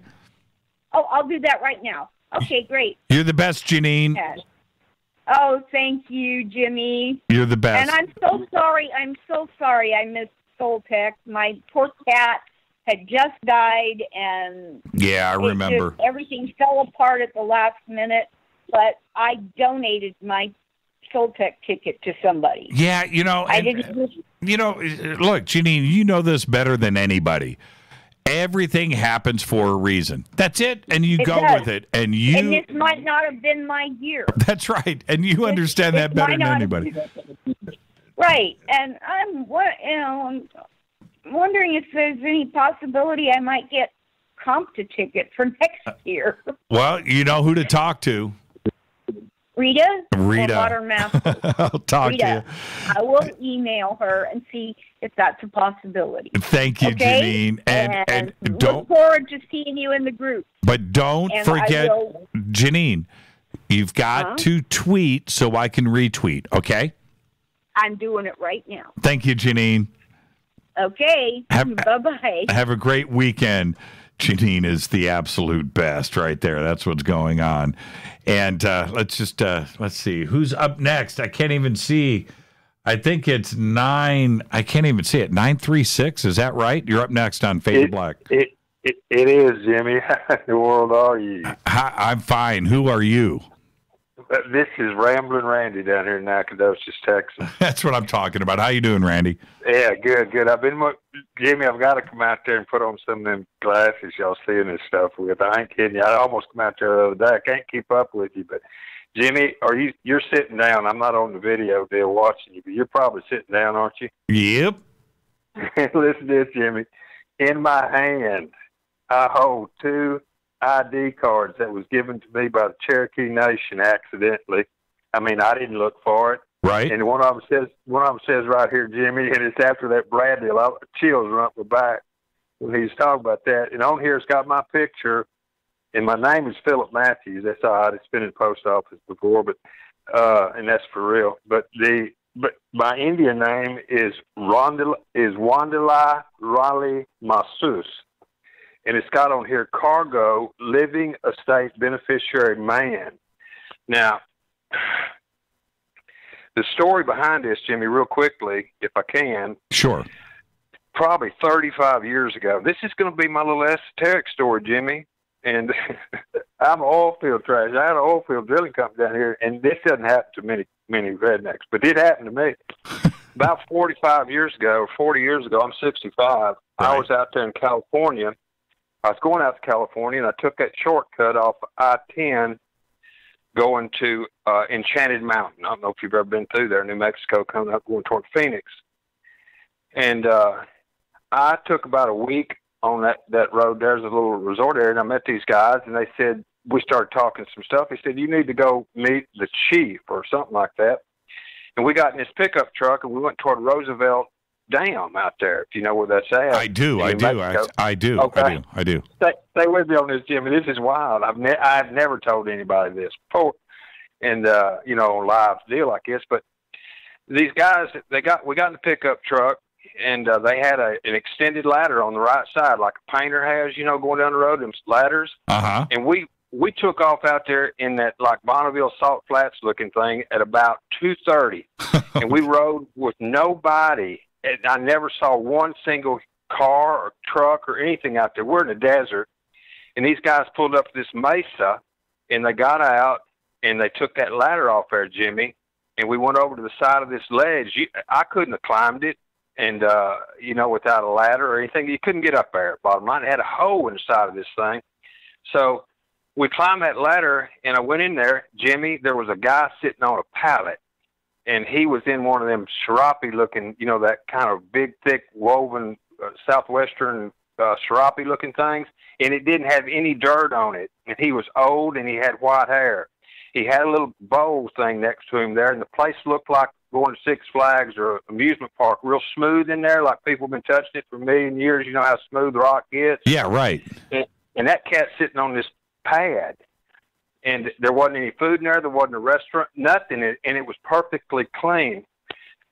And, of course, I'm kind of taken back from all this. We had gotten a little bit elevated on the way out there. I was just going to ask about that. Okay, all right, yeah. all right. Well, with Indian elevation, I might add. I get it. I get it. Yeah, don't touch it or get your finger hurt, that kind of thing. So when I got in there, that was coming on, and there's that cat on that blanket, and no dirt on him. He's old and he's clean. And we got to talking, and he told me some things. It was a long, drawn-out ordeal, but at the very end, he said, "And brother, we will be in touch." Wow. And so then we got in that truck, took a ladder down. I said, "What about the cat in the hole?" He said, "He's going to be okay." We got in that truck, and we headed back toward Globe, New Mexico, right there at the intersection there. And I said, and it got dark, and I said, "What about the old man in the cave?" He said, "Don't worry about it." And he just left him, and we didn't pass another truck or anything coming in, and they wasn't worried about that old man in that hole inside of that mountain. Wow. So fast forward about this is the craziest story I've heard in a few years. Yeah. Yeah. Well, it gets better. It gets better. It gets better. It does. It has to do with these cards in my hand. Okay. And so Matthews here, last name. Now, I am dark complected. I always had jet black hair and high cheekbones. Okay. Matthews, though. And I get this guy contacts me from Tennessee, and he addressed me as Wandelai Rondele Masseuse. And I went, "What the hell is this?" And he says that I'm ancestry from this Cherokee Nation. I'm going, all right, here we go. And so trying to figure out what his pitch line is going to be. And he said, "We've opened you up a bank account at U.S. Bank. We have put $1,000 in there. We're sending you your documents," which I'm holding in my hand here, Jimmy. And so I said, "You put $1,000 in a bank account for me?" "Yes, you are of the Cherokee Indian Nation." And I went, "Oh, yeah." Well, I checked, and the damn thing had $1,000 in there. And so I said, these cards, I kept looking at them. I hear these people taking their license plates off like you're talking about and all that stuff. I wasn't going to do anything like that. I got enough heat as it is. And so I said, they said, "You can fly with it." And so I went from Houston out to the airport, and I was going to go out to Vegas and play. And I handed them this damn card, Jimmy, right here, this cargo card with my picture on it. Right. And I flew, Jimmy. I flew.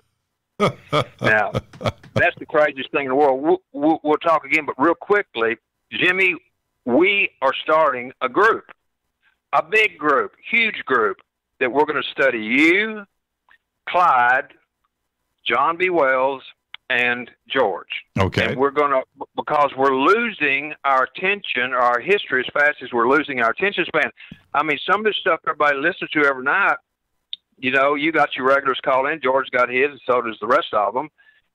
And but the next day, hell, everybody's waiting on the next topic. They're not digesting it. They're not discerning what's going on. Well said. Now, well said. Yeah. And so another thing is that when some of your regulars call in, like Uncle Doug and things like that, I have created a platform, Jimmy, that's going to override all medium, all social media.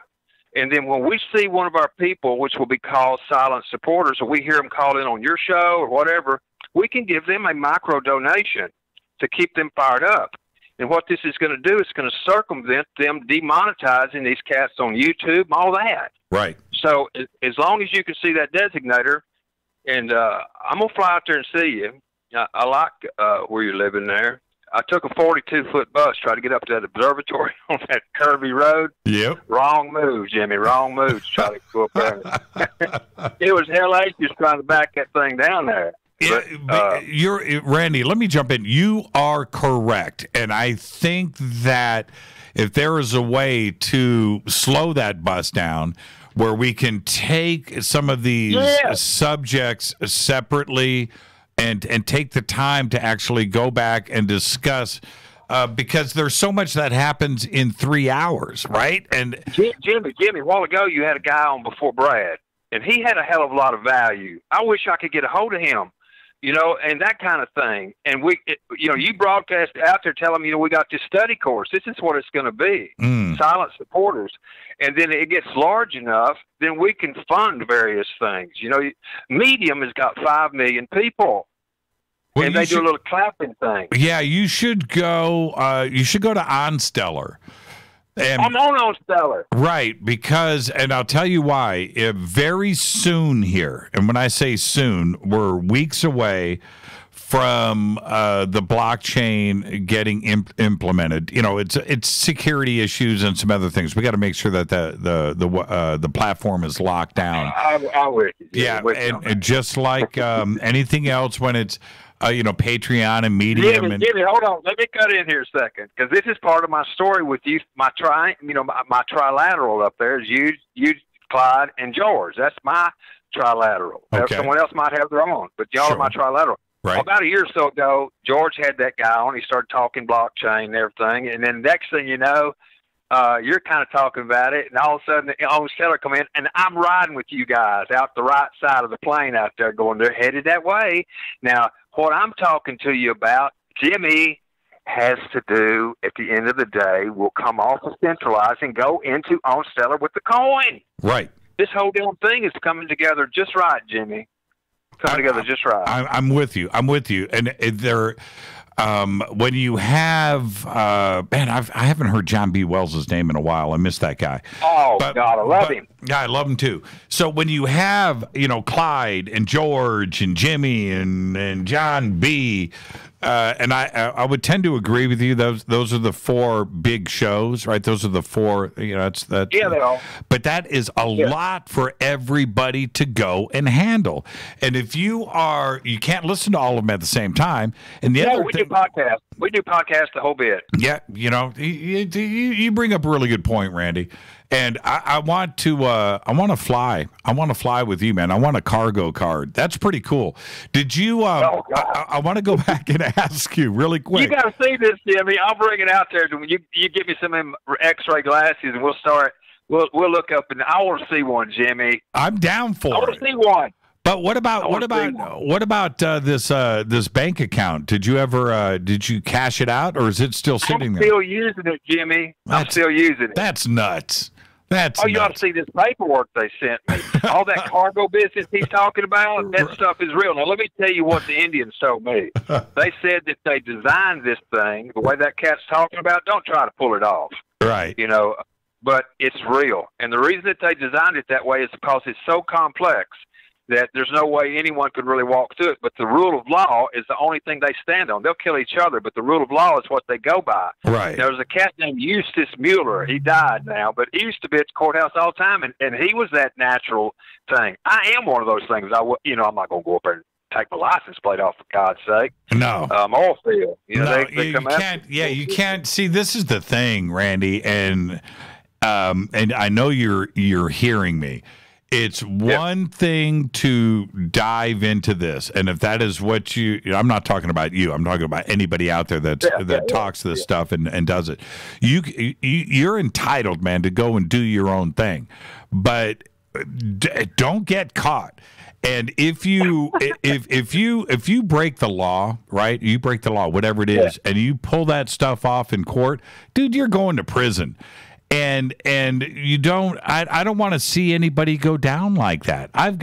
Jimmy, over here, you don't have to worry about me taking this in no courtroom. I'll guarantee you that. I haven't pulled these things out in a long time, but I did fly with it, which tells me, my God. I know. You mean Wanda Wakli Masus flew, and no one, you give me a hard time on an expired driver's license sometimes. What the hell is this? I know. It's got meat on the bone, Jim. It's got meat on the bone. Now, real quickly, you can go on this YouTube. I don't know if it's still up there, called North of the 49th.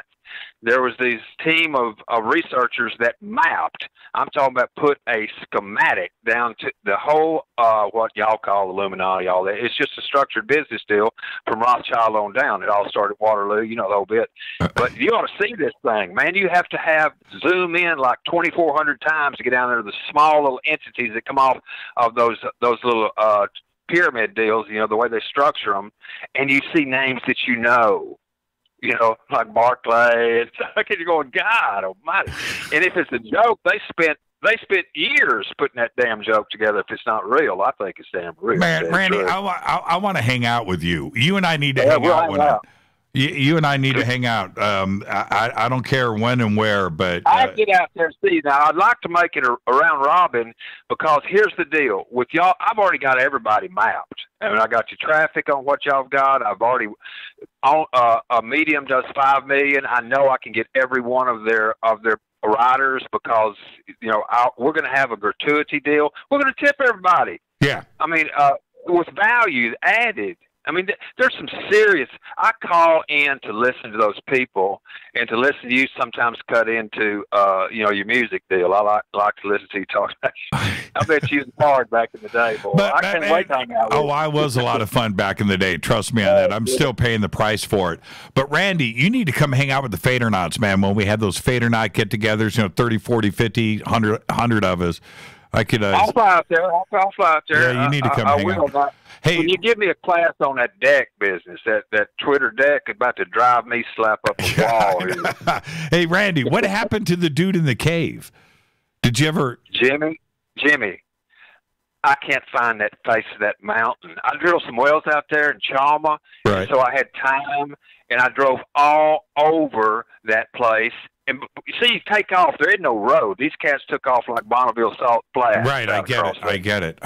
So for me to get that same path would be hard. And Lucas McCain, I get scared that I'm gonna see them heat waves. And me and Mark, how they get hung up out there in the desert in heat waves. I didn't want none of that act. Oh man, it's like a chapter out of a Carlos Castaneda book. It's exactly. Hey, that couch deal that you always do? Yeah. I love that, man. I love that.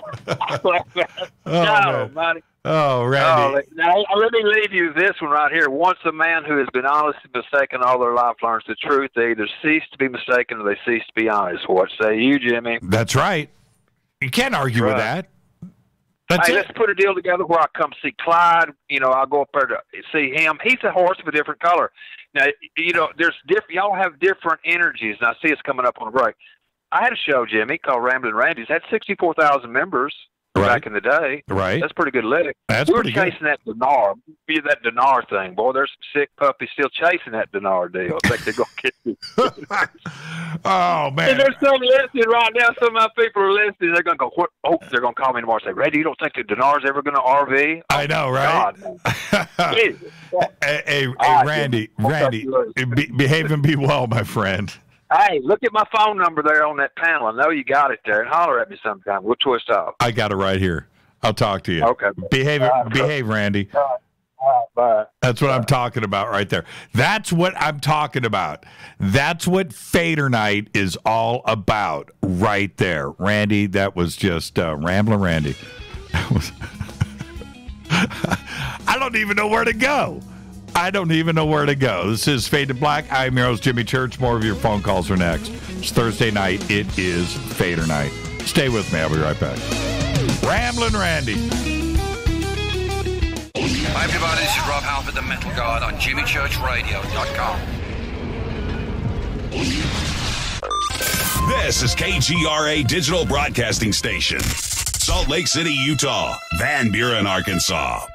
Poor water quality is a major health issue, and it's only getting worse. Municipalities can't keep up, standards have dropped, and pollutants are increasing. Where does it all end? It ends by keeping the pollutants outside of your home with HydroCare's advanced systems available at Wave Home Solutions. No less than the best purification materials and processes have been developed by HydroCare to provide you with healthy, clean water for drinking, cooking, and showering. HydroCare far surpasses the competition in removing chlorine, odors, iron, lead, chemicals, limescale, and much more. Don't settle for less when it comes to your water. We'll take care of the toughest water problems for you, whether it's from a city or well source. Satisfaction guaranteed. For more information, call 888-997-WAVE. That's 888-997-WAVE. Or go to bestwater123.com. That's bestwater123.com. Wave Home Solutions for a healthy, comfortable home.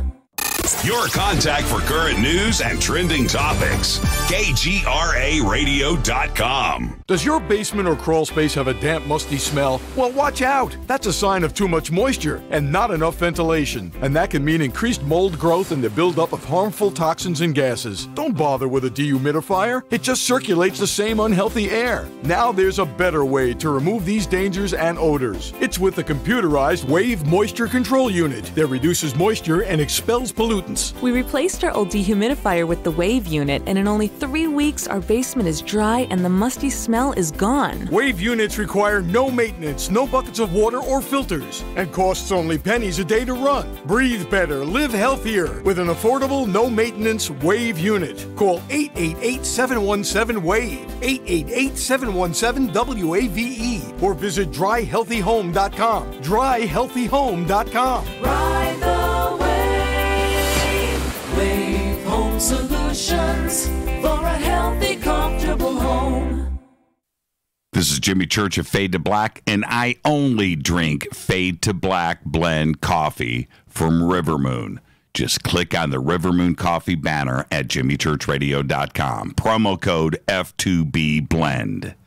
So are you tired of being tired? Well, then it's time to get the tea. Hey, it's Lisa here to tell you about this all-natural, all-organic tea I've been drinking that has had great results for over 20 years. It's called Life Change Tea, and it's specially formulated to help detoxify and cleanse your kidneys, liver, colon, and blood all at once.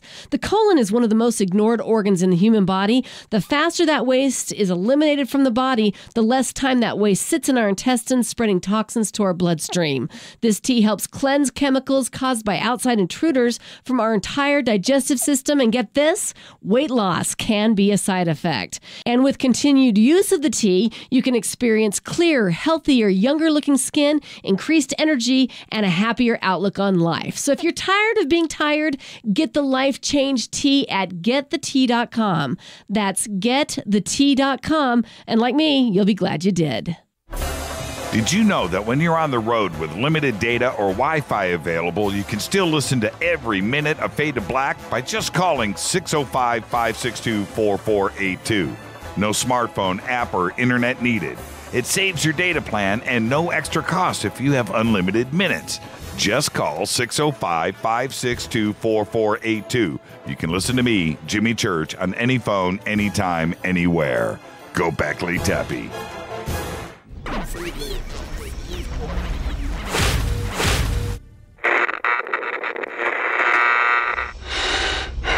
You want to know a secret? I love ponies. I really love ponies. I'm serious.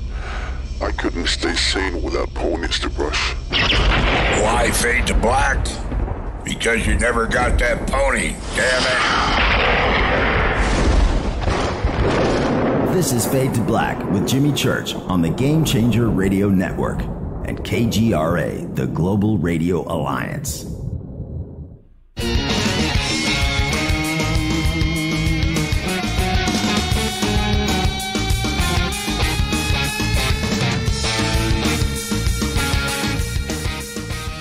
All right. Hey, I'm tweeting. Somebody sue me. Love it. What a great Fader night. Randy. Ramblin' Randy. 323-825-5045, 323-275-9695, or 818-921-6929. What a great Fader night. Open lines all night long. Let's just keep it going. Let's go to area code 778. Thank you for holding. You're up next. You're there. Okay. Is this 778? Are you there? Okay. Let's try this line. 778. Are you there? 3, 2, 1. Are you there? Man, I hate to do this to anybody.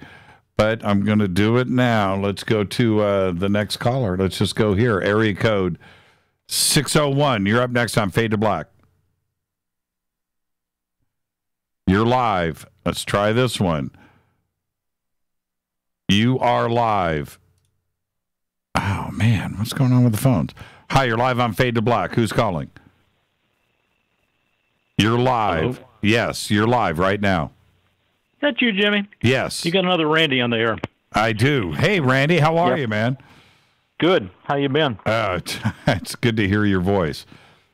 Do you even know who it is for sure? Yes, I do. You want me to? You want me to go first and last names right now, live on the air? I don't care. RJ of the Arctic. No, hey, and you know what's amazing is I was looking at some of your posts and who you've been hanging out with and what went down out there in Las Vegas, man. That looked like it was pretty interesting times. I'll tell you what, meeting Josh and his wife, Lauren, was highlight of the year. I'm telling you. Yeah. What a nice couple. Yeah, absolutely. Yep. And you guys, you want to talk about that, or did you call about something else? Because I would love to go there, too, as well. Well, I certainly would go there. Absolutely. Well, yeah, it was just kind of a great situation. Worked out really well. What Randy tried to do, let me back up and explain to everybody what we're talking about. Joshua was on Fade to Black, and he talked about his time loop containment crazy location experiment that he had done out there in Las Vegas, and it went viral, right? It got picked up and it went around the world, and news picked up on it.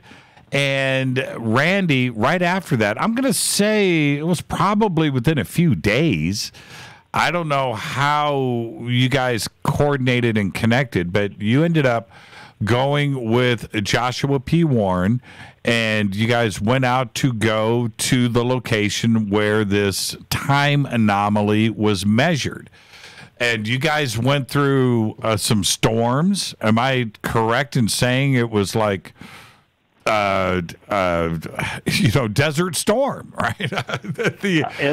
Yeah, you're correct. Yes. Having served in the military in South Dakota and being around tornadoes, I can say that was the worst storm I've ever been in my life. It was amazing. And so you guys go through that, and you're holed up in like a truck stop, right? Mm-hmm. Am I remembering all of this? See, Randy, you're getting pretty good. Good, yeah. Are you impressed? I am very impressed. Okay. Absolutely. So you guys go through that. You're holed up in a truck stop. You wait for the weather to pass, which it does. And what happened next? Well, we took a chance, and we drove out to the location. It was about from the truck stop, I think it was about 30 minutes, maybe more. Right. To the location where he had gotten his first reading on an anomaly using the DT meter. And I'm not versed on the DT meter at all. One thing you know about Josh is he is truly a genius. And when he talks to you, you can tell the guy's got some major things going on in his head all the time. He's extremely intelligent. Right. And but also very likable, which makes him a little different from most genius folks I know, which I don't know that many. But we returned to the area, and we had with us another guy who would make a great guest with your show, actually, Sean Kevin Jason, who I think you heard him talk about. Yes. Had an incident with a UFO almost at the same location back in it was 90s, mid-90s. I want to say 95. Anyway, he was there as well, and also Josh's wife, Lauren, and his brother-in-law, Charlie.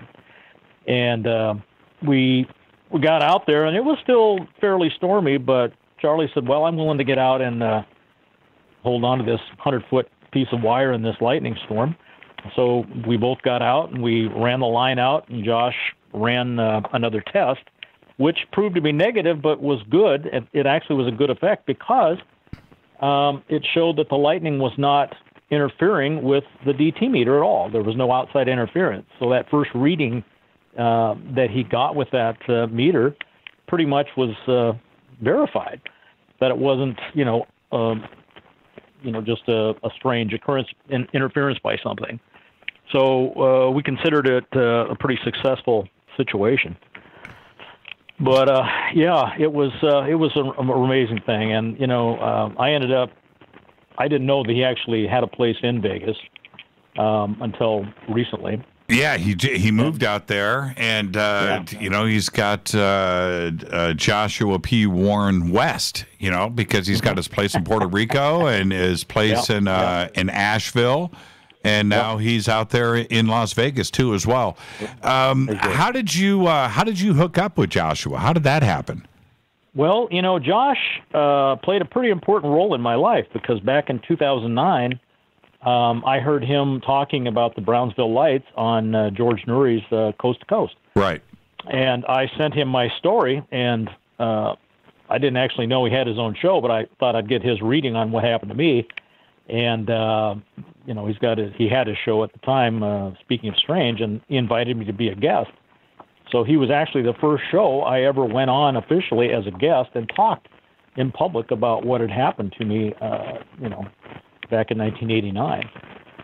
So we've stayed in touch. And actually, I was on a show twice. I also talked about a dream that saved my life when I was a police officer, or may have saved my life. I'm pretty sure it did in some respect. And so I did 2 shows with him, and we kept in touch over the years. And his crew and I have stayed in touch. I mean, they're just remarkable people.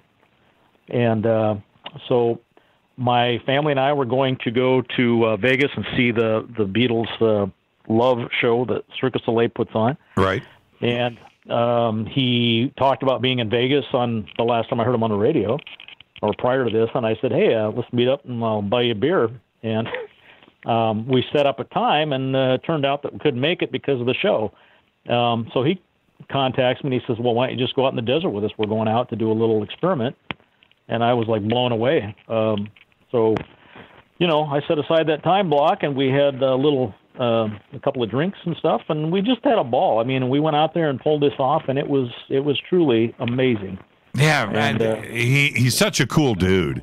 And this DT meter and what it could mean and how it works is really, really cool. And for you to share this story online, I read the whole thing. It was like, man, I was so jealous.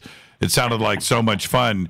The natural disaster part, right? You guys holed up in a truck stop, eating food, waiting for the weather to clear, and then going out and pulling all of this off. It just sounded like an adventure, man. It sounded like a whole lot of fun.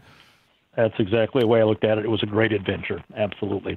All right, and, you called me tonight. I'm sorry I forced you into the segue there. Well, actually, you did perfect, because that's kind of what I was going to cover, and the situation with my story kind of grows a little bit. I just got back from Toronto 3 weeks ago. I went up and filmed an episode for a new television show that should be airing throughout the world, actually, and so I'll let you know when that's going to play. So. And they covered your experience on this show? Yes, they sure did. Yeah. Oh, and how did it go? Did you guys do it on location? No, we didn't. It was filmed. It was one of those programs where they film it. I don't know if I can say the name of the show or not. It hasn't even aired yet. I mean, it's a brand new show that's going to be on the Travel Channel, I believe. Okay. But anyway, I went there and they did an interview with me in the studio, and then they're going to have actors portray the incident. So I have no idea how it's going to turn out, but the crew was amazing. The director was amazing, who did the interview. And wow, well, good luck with that, and let us know when it airs. I can't wait to see it. So they're going to do some computer animation and some CG and have the ball and the dude driving and the whole thing. Yep. Oh man, Randy. So it's going to be cool. Yeah, I can't wait to see it, man. When is it supposed to air? Well, it won't be until February or March of 2019. Okay. So when I find out, I'll let you know somehow, and I'll send you a message or something and get you updated on it. But hopefully I don't look too fat and old on the thing. But oh, we're all getting fat and old. There's nothing you can do. Mother Nature and Lady Time has a way of keeping control. There's nothing you can do about it. Randy, thank you so much, my friend, and don't be a stranger. You bet. Talk to you later, Jimmy. Thank you. Good night, everybody. Good night, Randy. Randy Cole, everybody. Randy, and we're going back now quite a few years, but Randy's story, I'm not going to have him tell it again here, but Randy's story, he's in law enforcement, and him and his partner were out and on patrol when this ball came up the street, above the street, one story in the air, and came around, it turned the corner, and then went up the street. But in the ball was a little, I'll say ET, but a little guy controlling it, and went up the street and then turned the corner. There's more to the story than that. But when this episode airs, I can't wait to see it. I want to see how they're going to recreate everything. Let's go back to the phones. Hi, you're live on Fade to Black. Who's calling? Hello, Mr. Jimmy Church. I knew it was you, Steve. I just wanted you to say it. How are you, man? Doing great, brother. How are you? An amazing Fader night tonight, and made even more amazing with your phone call. No. Have you been listening? It's your show. Have you been listening? Oh, yes, I've listened. Man, yes. Tonight was special. Some very interesting calls, Jimmy. Tonight was a special night. All of it. So it always is, Jimmy. No matter whoever the guest is, it doesn't matter. You always, hands down, put on the best radio show that there is. Yeah, thank you for that, man. It's the callers, it's the guests. I just happen to be caught in the middle, and it's an honor and it's a privilege. It's so much fun. I know that with everybody that is here with us every single night, they get to ride along and hang out and witness all of it. But everybody knows, man, I am the luckiest dude in the world, and I recognize it. And I'm blessed. I am absolutely blessed. I'm the luckiest guy out there. Okay, so Steve, you called me. I can't wait to hear what you have to say. What's on your mind? Well, have you had a chance to watch the movie that Jeremy Corbell put out for the Hunt for the Skinwalker? No, I have not. Have you watched it? Yes. And? Yes. A+. A+. A+. A+. So some of them, if you're a big fan of Skinwalker Ranch and have done your homework like that, that I have on Skinwalker Ranch, some of the material is repetitive. That has been out there, but it's a good segue for someone who doesn't know that much about the Skinwalker Ranch. So that's good that he brings that out first, but then he also brings out the new material, pictures and and video, and speaks to a lot of local residents around the area that has experienced,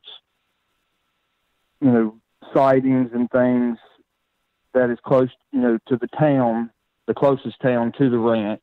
Right. That have seen things, and that he speaks to a lot of those, and then he speaks to the. I'm pretty sure he was the head researcher for. I think it was called NIBS. Is that correct? Yep. NIDS.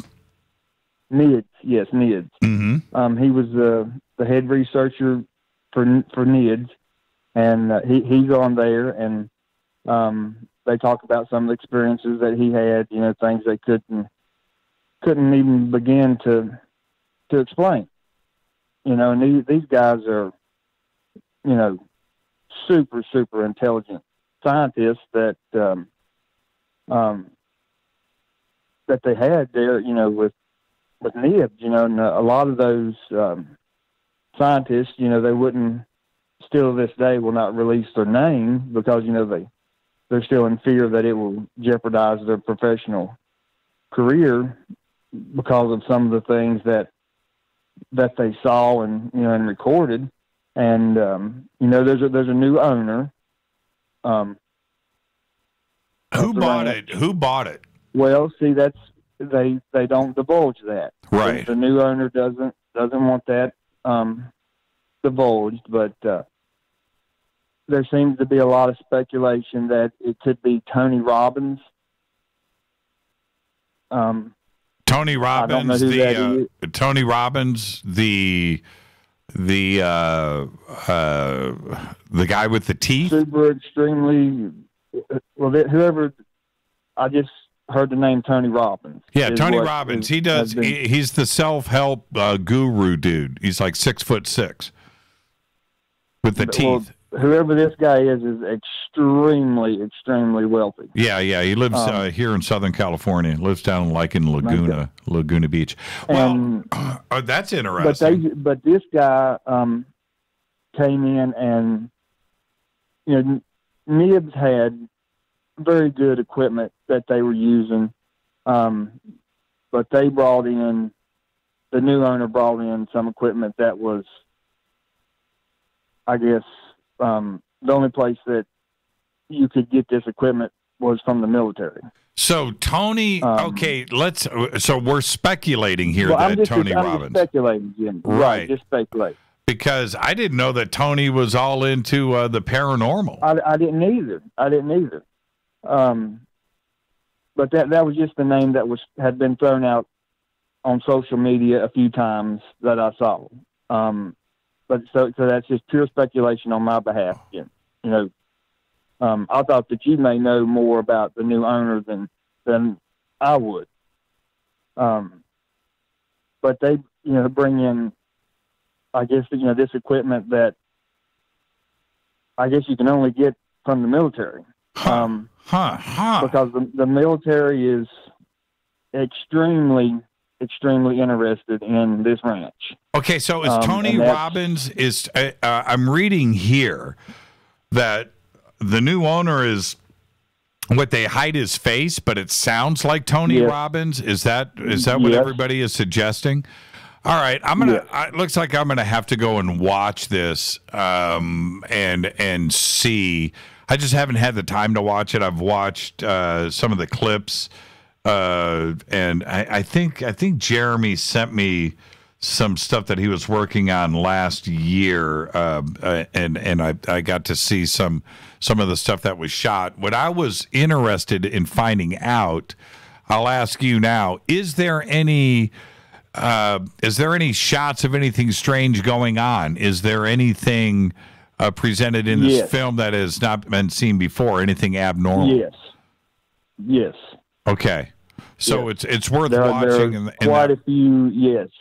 On that behalf, they do divulge some of the new information and evidence that has been collected by this new equipment that they brought in. Okay. All right. That's worth it. What about the famous, when Jeremy was on the show last year, he had said that somebody gave him some cell phone footage of a UFO. Did that make it into the film? Well, I don't know if that particular. It was a giant craft that was over the freeway. Okay, apparently not. Okay. I don't know, but there are there's quite a few pictures of UFO craft that they show that has been taken by the new equipment they brought in. And one of the UFOs looks identical to the Enterprise on Star Trek. Oh, really? I mean, really? Almost, like 95% identical. Now, Steve, let me ask you this. I think we're all convinced that Skinwalker is a special place. Has this film elevated your opinion of that? I mean, does it take things to another level? Are you convinced that Skinwalker is paranormal, is supernatural. Without a doubt, Jimmy. Okay. Without a doubt. All right.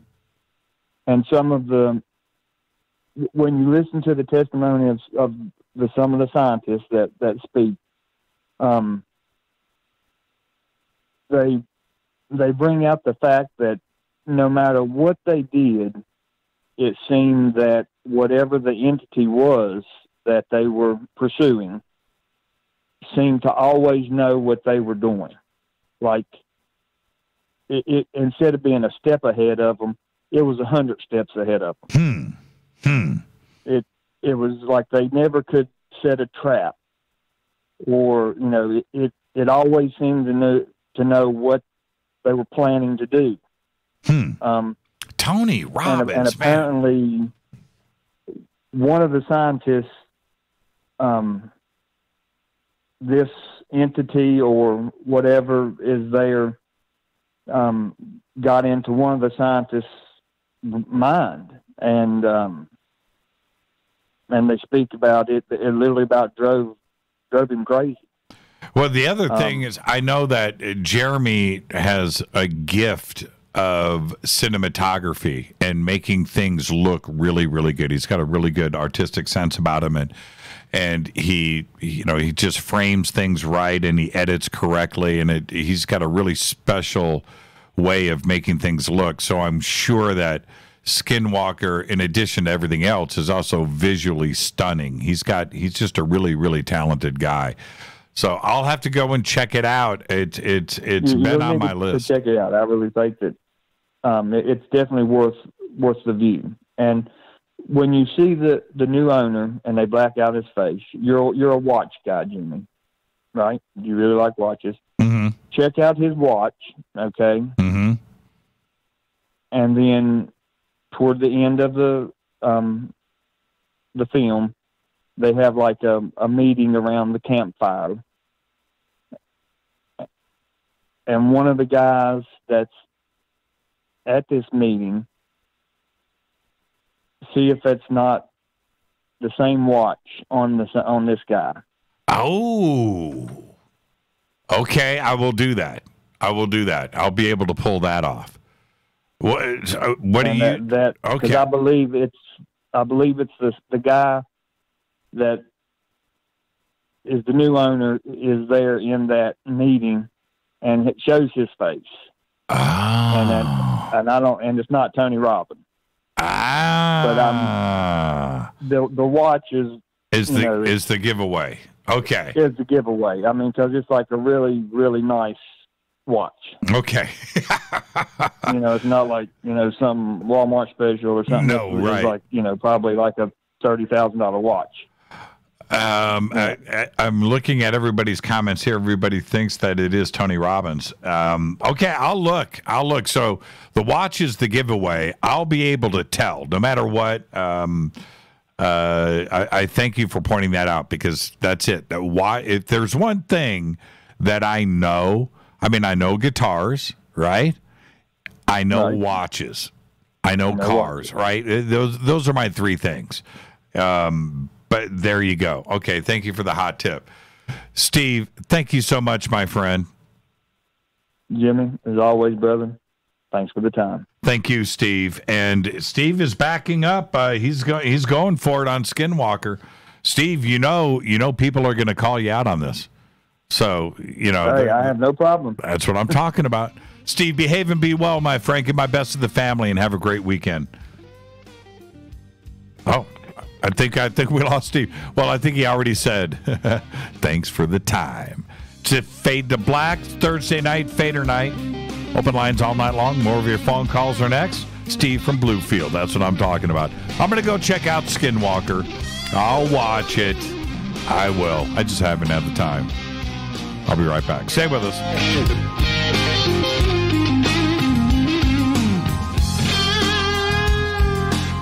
Hey, what up, y'all? It's your girl Vivica Fox here, and you are listening to my boy, Jimmy Church, on JimmyChurchRadio.com.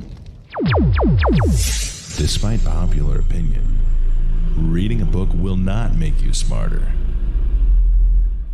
But listening to Jimmy Church will. Hurricanes, earthquakes, wildfires. This year we've experienced more than our fair share. This is Jimmy Church of Fade to Black, and last month I decided to make sure my family does not have to worry about food should we get caught in a real emergency situation. Introducing Numana, a healthy, storable product that tastes so good that you'll want to eat it every day instead of just during those times of duress. All Numana products have a 25-year shelf life, are MSG and GMO-free, no preservatives, and are made in America. With the Numana pack in your home, you'll be able to sleep at night knowing that you've protected your family. Not only have I tasted and tested, I own it. Now you can too. Just click on the Numana banner on JimmyChurchRadio.com and use the promo code Jimmy when you order. In addition to a discount, we'll send you an autographed Fade to Black t-shirt. Seriously, go Beckley Tappy.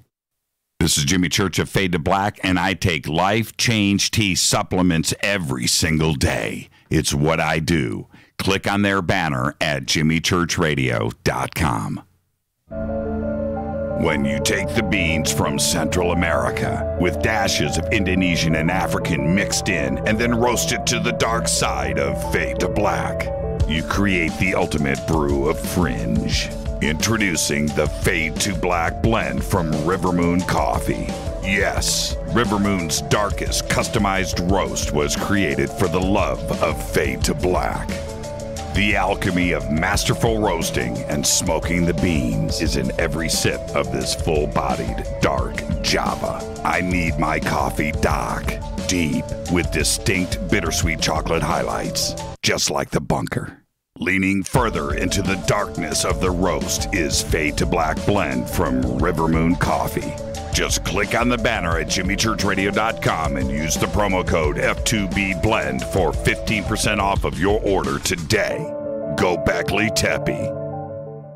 Hi folks, CBD is the home run hitter for health right now. Why, you ask? Because of what it does for the body. Unfortunately, I can't tell you all about the benefit. You know, there's reasons. Do your due diligence and log on to AncientLifeOil.com. That's AncientLifeOil.com. Ancient Life Oil uses organic ingredients and is blended in coconut oil for some of the best benefits. Legal in 50 states and non-psychoactive. Log on to AncientLifeOil.com. That's AncientLifeOil.com.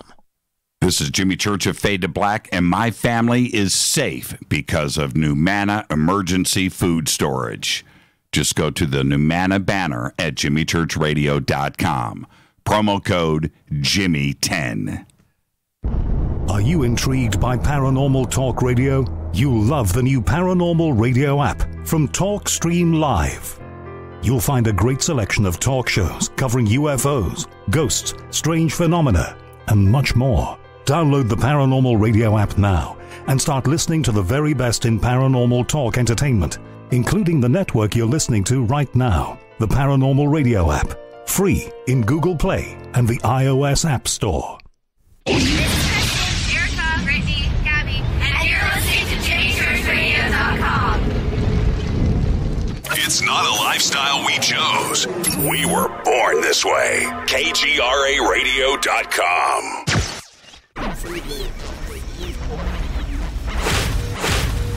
This is KJCR at JimmyChurchRadio.com.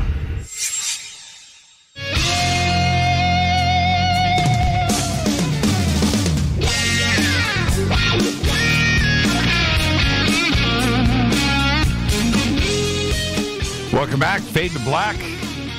FADERNIGHT. Open lines all night long. I am your host, Jimmy Church. You can follow me on Twitter at JChurchRadio. Hashtag F2B is the sandbox. Hashtag F2BQ is Fade to Black questions. And we've got one segment left. 323-825-5045 or 323-275-9695 or 818-921-6929. And there you go. If you were watching on the bunker cam, that was Clyde Lewis that I was speaking to on the phone. He called and he said, Jimmy, what happened? I was like, what's going on? Because, man, everybody's talking about what went down. I said, well, yeah, it was pretty crazy. And are you all right? And I said, I'm all right. I'm all right. But there you go, Clyde. It was all good. It was a trippy night last night for sure. But there you go. Okay, let's go straight back to the phones. Area code 540. You're up next on Fade to Black. Who's calling? Hi, Jimmy. This is Paul. Hey, Orange, Virginia. Hey, Paul. How are you? Hey, man. It's nice to talk to you. It's good to hear your voice. What's on your mind? Yeah. All right. Well, I had a lot of things wondering what I would talk about. And I could talk about a lot of things about myself, which I've had many experiences, which later I will talk to you about later. But, I don't want to talk about myself right now. Okay. So, this is what I want to bring people's attention to. I've been looking into, like, Mars and stuff since, like, the 90s and, since the Internet and,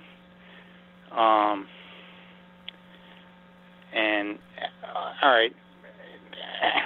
Okay, I'm a little nervous right now, but anyway, it's okay, Paul. Mars. Okay.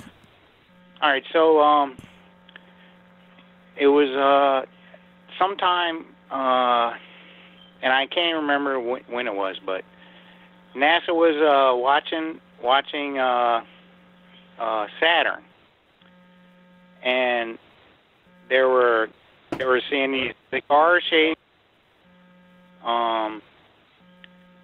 craft that were like huge, like 100 kilometers long, moving through the rings and stuff. And at the time I was wondering, and I saw that and I was like, why are these craft, moving through there? Maybe they're trying to mine the the rings or something. But I finally realized later, no, that's not what they were doing. What were they doing? All right. Do you know Larry Niven, who wrote Ringworld? No, I don't, but continue, please. Okay, Ringworld. You were talking about this thing about, I remember hearing you talking about this thing about like a big round, like a round shield around a whole solar system. What was that called? Do you remember what I'm talking about? Boy, that sounds like a bunch of different shows, but... Okay. All right, so Ringworld by Larry Niven. They built a ring that would circle, a huge circle. It was all right. The circle itself was it had a diameter or the circumference of the Earth's orbit. That's how big the Ringworld was, which is 93 million miles from the sun. And it had a circle like that, and it was like a world. Okay, okay, Paul, I'm trying to stay with you here, but remember, we're live on the radio, so let's move along. What Ringworld, Saturn, cigar-shaped stuff that NASA was looking at in the rings of Saturn. What year did you see this? It was in probably the mid-90s. Oh, you're talking about a Dyson sphere? Is that what you're talking about? Well, yes, that's what I wanted you to say, a Dyson sphere. I couldn't figure out that word. There you go. Okay. Okay, but this is different. It's a sphere. I mean, it's not a sphere. It's a circle. Okay, but Paul, what is it that you are suggesting, though? Are you suggesting there's something like this at Saturn? Yes.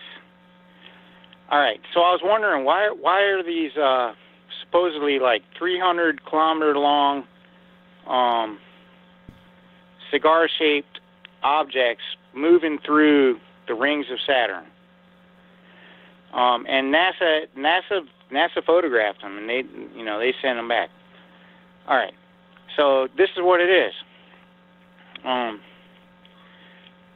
Can you? They're one of the rings around Saturn is actually, it's a ring that's built by somebody, and it circles Saturn. It's a ring that's solid. It's solid. Yes, it's solid, and okay, people live there probably, and that's why they had these giant cigar-shaped. Okay, I'm with you, Paul. And moving through there. Have you? They have to. You know. I've seen Paul. Listen. I've seen these images of stuff in the rings. I have seen those, and you should jump over to Twitter right now. There are some images that people are posting, so go and check those out. But I already know there's one ring there that is it's a solid thing. That's it's not just ice things bouncing around. It's a solid thing that someone has built. Right. And it circles it. Okay, I'm going to go and check those out. You need to go over to Twitter right now and look at some of the images that people are posting. It's okay. It's pretty interesting. Paul, thank you so much, and enjoy the rest of your weekend, my friend. Thank you, my friend. Thanks for taking my call. I'm a little buzzed right now. I've been to go blanket check in. That's okay, man. go back, Tepe, and enjoy the rest of your weekend. Hi, you're live on Fade to Black. Who's calling? Jimmy Church, your pal John Lim. Hey, how are you, man? I've been well. How are you? I'm doing good. What's on your mind tonight, John? I have to write about my pal Paul McCartney over there. What's that about Paul McCartney? I have to say some words about him. What's that? What's up with Paul? I can't believe he revealed that story about him and I back in Germany and during our early years. He did? He did not. Did he really? Do you know which story I'm talking about? No, I don't, but it sounds interesting. When did he do it? It was recently. I think he did it for his new album. Really? He's got a new album out? Yeah, apparently so. Okay, what's the story that he's spreading? That he and I would often go and, I don't know if I'm allowed to say this on live radio, but we were that we were off jerking each other. Oh, man, you can't say that on the air, John. My apologies. Okay. But he said this? Yeah, apparently so. I'm kind of mad at him for it. Okay, and I'm sorry that he did this, John. What can I do about it? I'm dead. There you go. John, you need to figure out a way to give him a call. That's what I would do. But that's really a shame. I'm sorry that went down. Hi, you're live on Fade to Black. Who's calling? Good evening. This is Dave calling. Hi, Dave. Yeah, well, thank you for picking up. I've never listened to your show before, but I did see a video here recently, UFO, I think it was Mount Adams up Oregon Way. Uh-huh. Is that you? Great. Well, I've been a pilot for about 52 years, and I'd like to share an experience I had in 2009. I was coming back from Canada. It was the Calgary Stampede.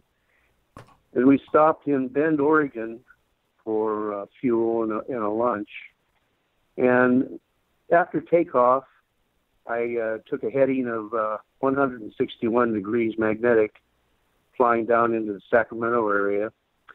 And I was cruising about 6,500 feet. And it was no more than an hour out of Bend. And I noticed looking down on I was the pilot on the left side, and I saw a light. It looked to me like a Learjet, if you're familiar, but not a Learjet. And it was flying a couple thousand feet below me. And I was thinking, my God, this guy's going to crash into the mountain. And it passed me. It didn't pass me. I cruised at about 200 miles an hour. And as it passed me and accelerated beyond my speed, it disappeared into the mountain. Here last year, I think there was and a couple airliners out of Oregon, and then some Air Force guys that saw a white flying object in the same area. Right. Off the Oregon coast.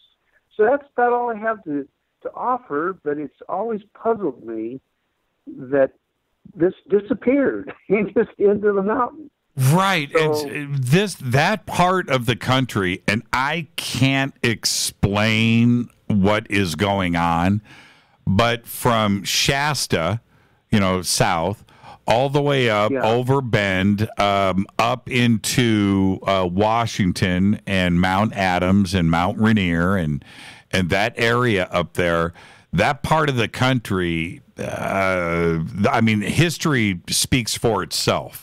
Okay, so there's that part of it. But I have been up there. You've seen the videos. I have posted and seen, along with hundreds and hundreds of other friends that have been up there with me. There is something going on. I can't explain it. You, as a pilot, you've seen it yourselves. You know that something is going on up there. But I can't explain the phenomenon. I don't know why it is. There's the volcanoes, the Native American culture that is up there holds everything as sacred. Then you throw in the Bigfoot side of things, right? I don't know. Yeah. There is something remarkable about that part of the country, and it's fun. Well, something interesting. This was probably 40 years ago. I was flying into the Bay Area, into the San Jose Airport area at night. Right. I was doing an instrument approach, and I broke out at about 1,000 feet. And there, just as I broke out, there was 3 lights, I would say, at probably a 30-degree descent, 3 of them, and they disappeared into San Francisco Bay. And I was the only one that saw this. On the way home, I think we were listening to KGO at the time, and the phones lit up, and everybody in that area saw these things. The next day, there was nothing added at all. There's no mention to it. So I've had a few experiences in my life. I grew up in the San Jose area. And if you have time, I'll share another story I had when I was a kid. Is there time for that? Yeah, sure. Go ahead. Go ahead. Absolutely. Okay. Yeah. Well, we were in the 8th grade. It was in November, and then we call it the Three Davids. We were walking over to a friend's house. Are you familiar with the San Jose area at all? I am. Oh, great. You know Stone Avenue? I don't know. Well, I don't know streets, but I know that my father lived up there, and I spent a lot of time in San Jose, Milpitas. I just want to know so if you had a sense of it. Anyway, there's Almaden Avenue and then Stone Avenue. In those days, took off from that at a slight angle, and it ran behind the General Electric atomic plant. And this was a cold, November night. And as we were walking, now you got to think I'm nuts, but I'm just going to tell you. Off to the side of the road, on the road side of the fence to the General Electric property, there was a sphere. I would say, it's been 50 some odd years ago.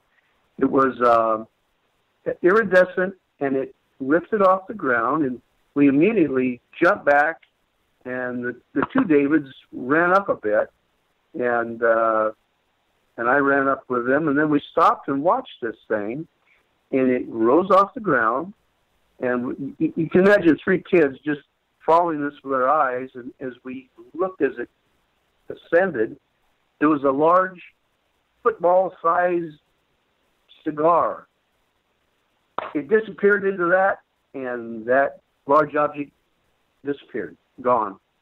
So, of course, we continued on and shared our story with the family that we were visiting, and they didn't believe us, of course. We had a debate, and the other 2 fellows wanted to go back that way, and I didn't, but, peer pressure, you're not going to be a chicken.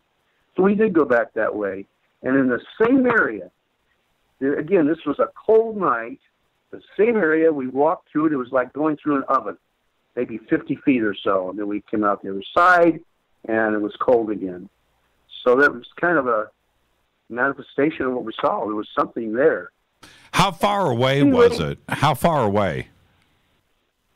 We were 10 feet from it. Oh, no kidding.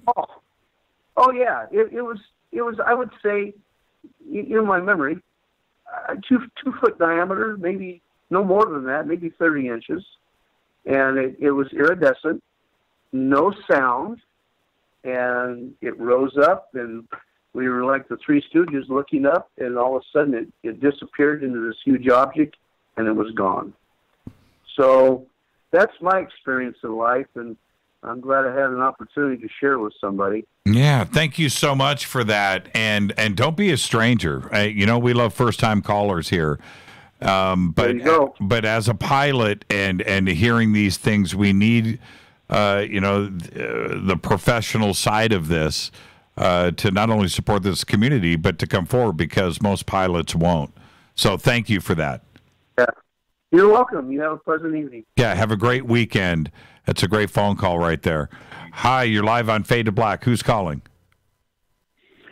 Hi, am I live right now? Yeah, you're live right now.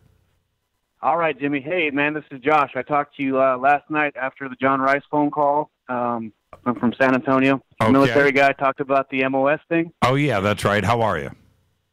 Good, man. Hey, real quick here. I know you're almost wrapping things up for the night, but I wanted to kind of get deep with you a little bit, but I'll say it as quick as I can. It's something that I think about every day. And this is truth. And how do we define truth? And I'm talking about truth within, quote-unquote intelligent reasoning being taken into account. I'm talking about truth that people spend their lives trying to prove or convey, and how much trouble we have with that within our community, and people that look within our community trying to spread the word and trying to awaken people to what's going on and things within our community. And I guess I have to revert back to what something your guest, Julia Mossbridge, said something the other night, something to the effect that the more you know, the more knowledge you gain in this life, the more questions you have, which basically means in the grand scheme, the bigger picture of things, we don't know anything. Mm-hmm. And I've heard you say this before. Yep.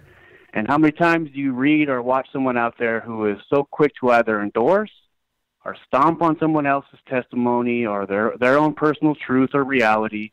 Right. And when you take people to an example, people within our prominent people within this community like Moulton Howe, Greer, Dolan, Wilcock, Good, Smith, Alex Collier, Eisenhower, etc. There's so much information being put out there by these people and these organizations and these groups. How do we vet that information? And what organization or group can you really trust? Why can't any of these people seem to get along within our own community? You talk about the extreme left. You talk about the extreme right in politics. Mm-hmm.